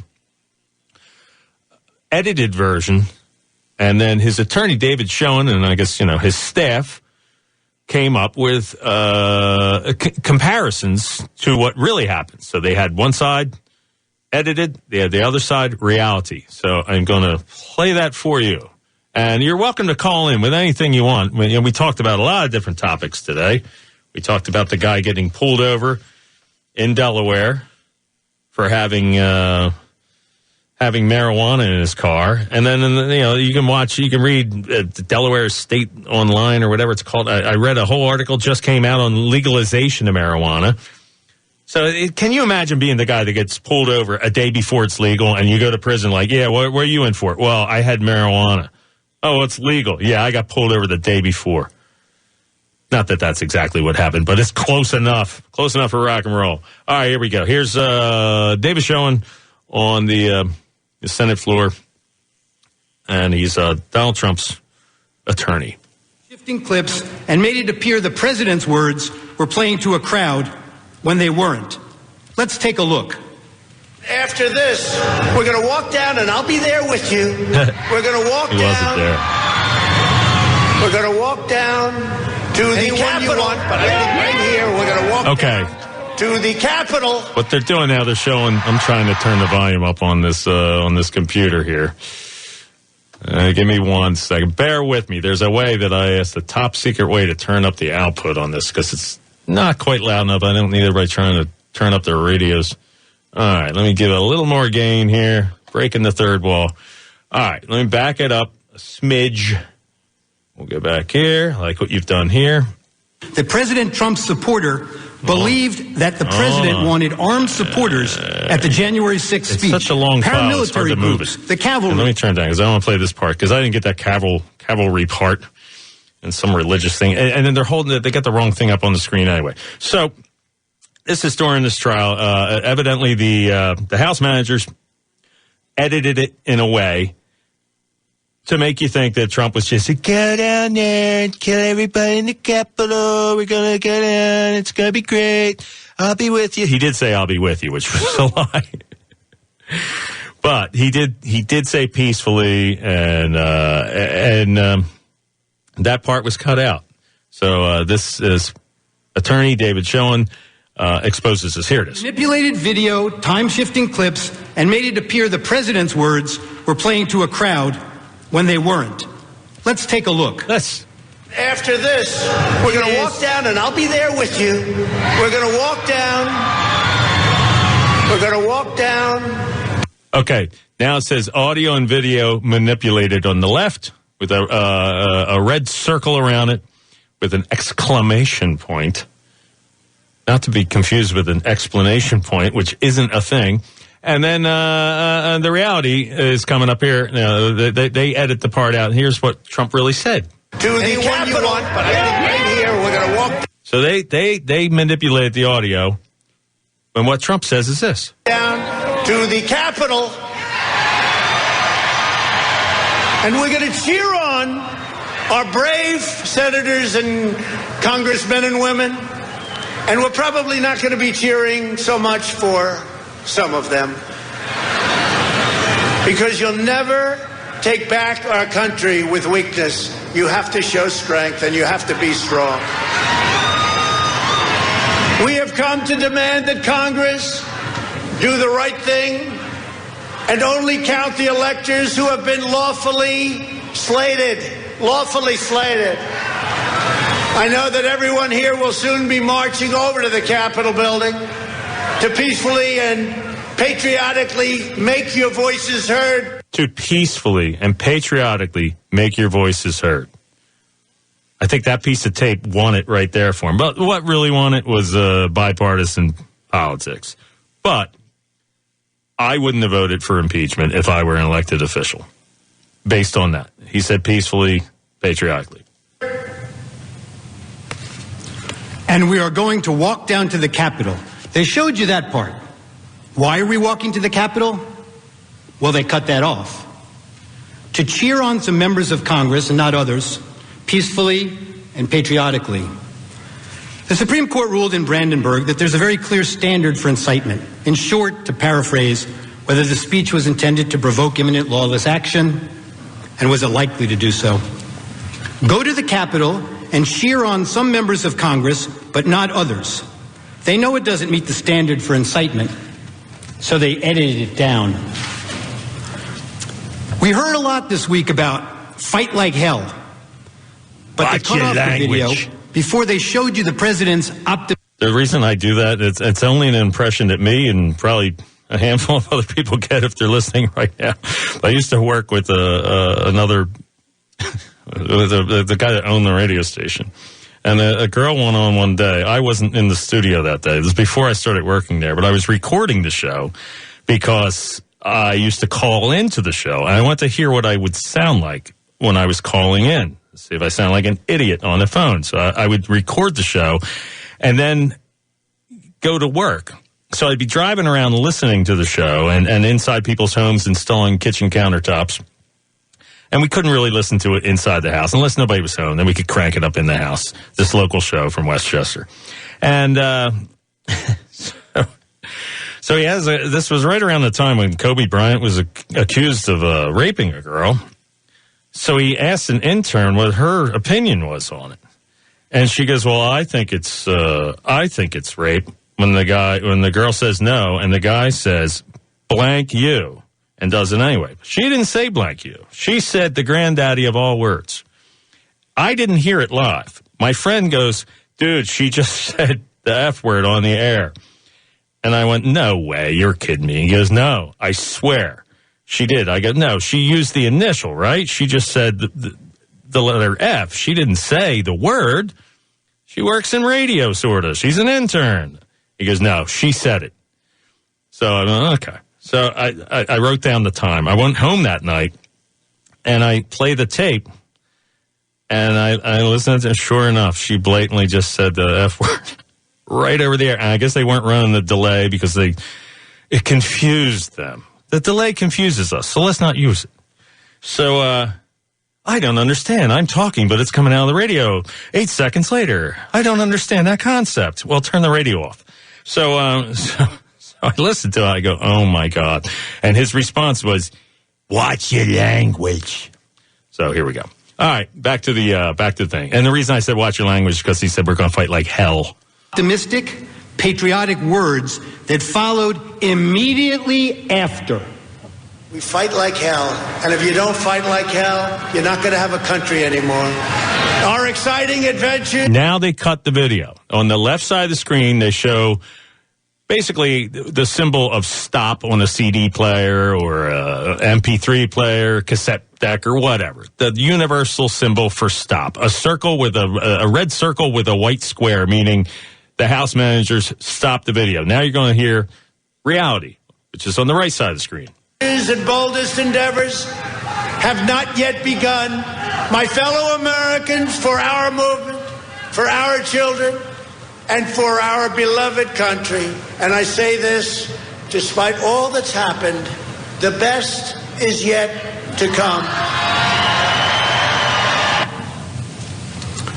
There's that famous quote, like one of the House managers said, a lie will travel halfway around the world before the truth has a chance to put its shoes on. That's a great expression. I actually never heard it, and I love it. Good for you, sir. Well, this lie traveled around the world a few times, made its way into the Biden campaign talking points, and ended up on the Senate floor. The Charlottesville lie. Very fine people on both sides. Except that isn't all he said. Yeah, this is what I said about 10 minutes ago. And the first time I ever heard what he's about to play was on this show when Rick played it. It's the first time I ever heard it. It's the only place I've ever heard it was here on WDEL, on the Rick Jensen show. And here it is. And they knew it then, and they know it now. Watch this. But you also had people that were very... Okay, now, again, to over-explain it because I'm an idiot, they're showing the House manager side and then on the left and reality on the right. And they're playing them both at the exact same time. It's Trump's exact same, it's the same shot, left and right. Very fine people on both sides. You had people. Now they hit the stop button on the House manager's side, and here's Trump, what reality is, which I've only heard on WDL on the Rick Jensen show because Rick Jensen found the clip and played it. People in that group, excuse me, I saw the same pictures as you did. You had people in that group that were there to protest the taking down of, to them, a very, very important statue and the renaming of a park from Robert E. Lee to another name. George Washington was a slave owner. Was George Washington a slave owner? So will George Washington now lose his status? Are we going to take down, are we going to take down statues to George Washington? And they did. They were ripping down statues. I saw dummies that were saying during the riots all summer long. These riots went on, and so many politicians sat on their hands, didn't say anything as cities are being burned down, as they're yanking down statues. I saw some dummy go, Lincoln had slaves. I'm pretty sure Lincoln did not have slaves, but Washington did. Yeah, he did. So did Jefferson. That's why I like Ron Paul more than Jefferson. Ron Paul is like Jefferson without the slaves. Isn't that nice? How about Thomas Jefferson? What do you think of Thomas Jefferson? You like him? I do. Okay, good. Are we going to take down the statue? Because he was a major slave owner. Now we're going to take down his statue. So you know what? It's fine. You're changing history. You're changing culture. And you had people, and I'm not talking about... Okay, they're just reiterating how none of this plays on the House manager's edit. They just popped up the sign again on the left saying, yeah, they're not airing any of this. About the neo-Nazis and the white nationalists, because they should be condemned totally. But you had many people in that part. He just said they should be condemned totally. That group other than neo-Nazis and white nationalists, okay? And the press has treated them absolutely unfairly. Now, in the other group also, you had some fine people, but you also had troublemakers and you see them come with the black outfits and with the helmets and with the baseball bats. You had a lot of bad people in the other group too. Treated unfairly, sir. I'm sorry, I just didn't understand what you were saying. You were saying the press has treated white nationalists unfairly? No. I just didn't understand what you were saying. Yeah, that's what he was saying. You dummy! You know he wasn't saying that. They had a field day with Trump, and again, I didn't vote for Trump. But had the Libertarians around a lousy candidate, maybe I would have. I would have held my nose, or I wouldn't have voted at all. There were people in that rally, and I looked the night before. If you look, there were people protesting very quietly the taking down of the statue of Robert E. Lee. I'm sure in that group there were some bad ones. The following day it looked like they had some rough, bad people. Bad Neo-Nazis, white nationalists, whatever you want to call them. But you had a lot of people in that group that were there to innocently protest and very legally protest because, I don't know if you know, they had a permit. The other group didn't have a permit. So I only tell you... They didn't get an Antifa permit. This. There are two sides to a story. I thought what took place was a horrible moment for our country. A horrible moment. But there are two sides to the country. Does anybody have a final? Does anybody have... You have an infrastructure. What makes you think... This might be today the first time the news networks played those full remarks in their context. It probably was for a lot of people the first time, if they weren't Rick Jensen listeners. If they were Rick Jensen listeners, then they had heard it before. Other than that, it probably was the first time. And how many times have you heard that President Trump has never denounced white supremacists? Now you in America know the truth. All right, well, we're about out of time. The show is winding down. So I'm going to start closing out things so I am not in Chris Carl's way, because Delaware's Afternoon News is headed your way. Thank you, everyone, for listening. Thank you, everyone, for calling.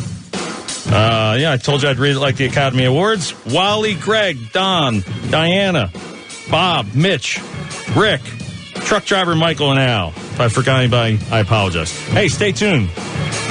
Chris Carl's heading your way with Delaware's Afternoon News. Thanks for listening, everybody. See you tomorrow.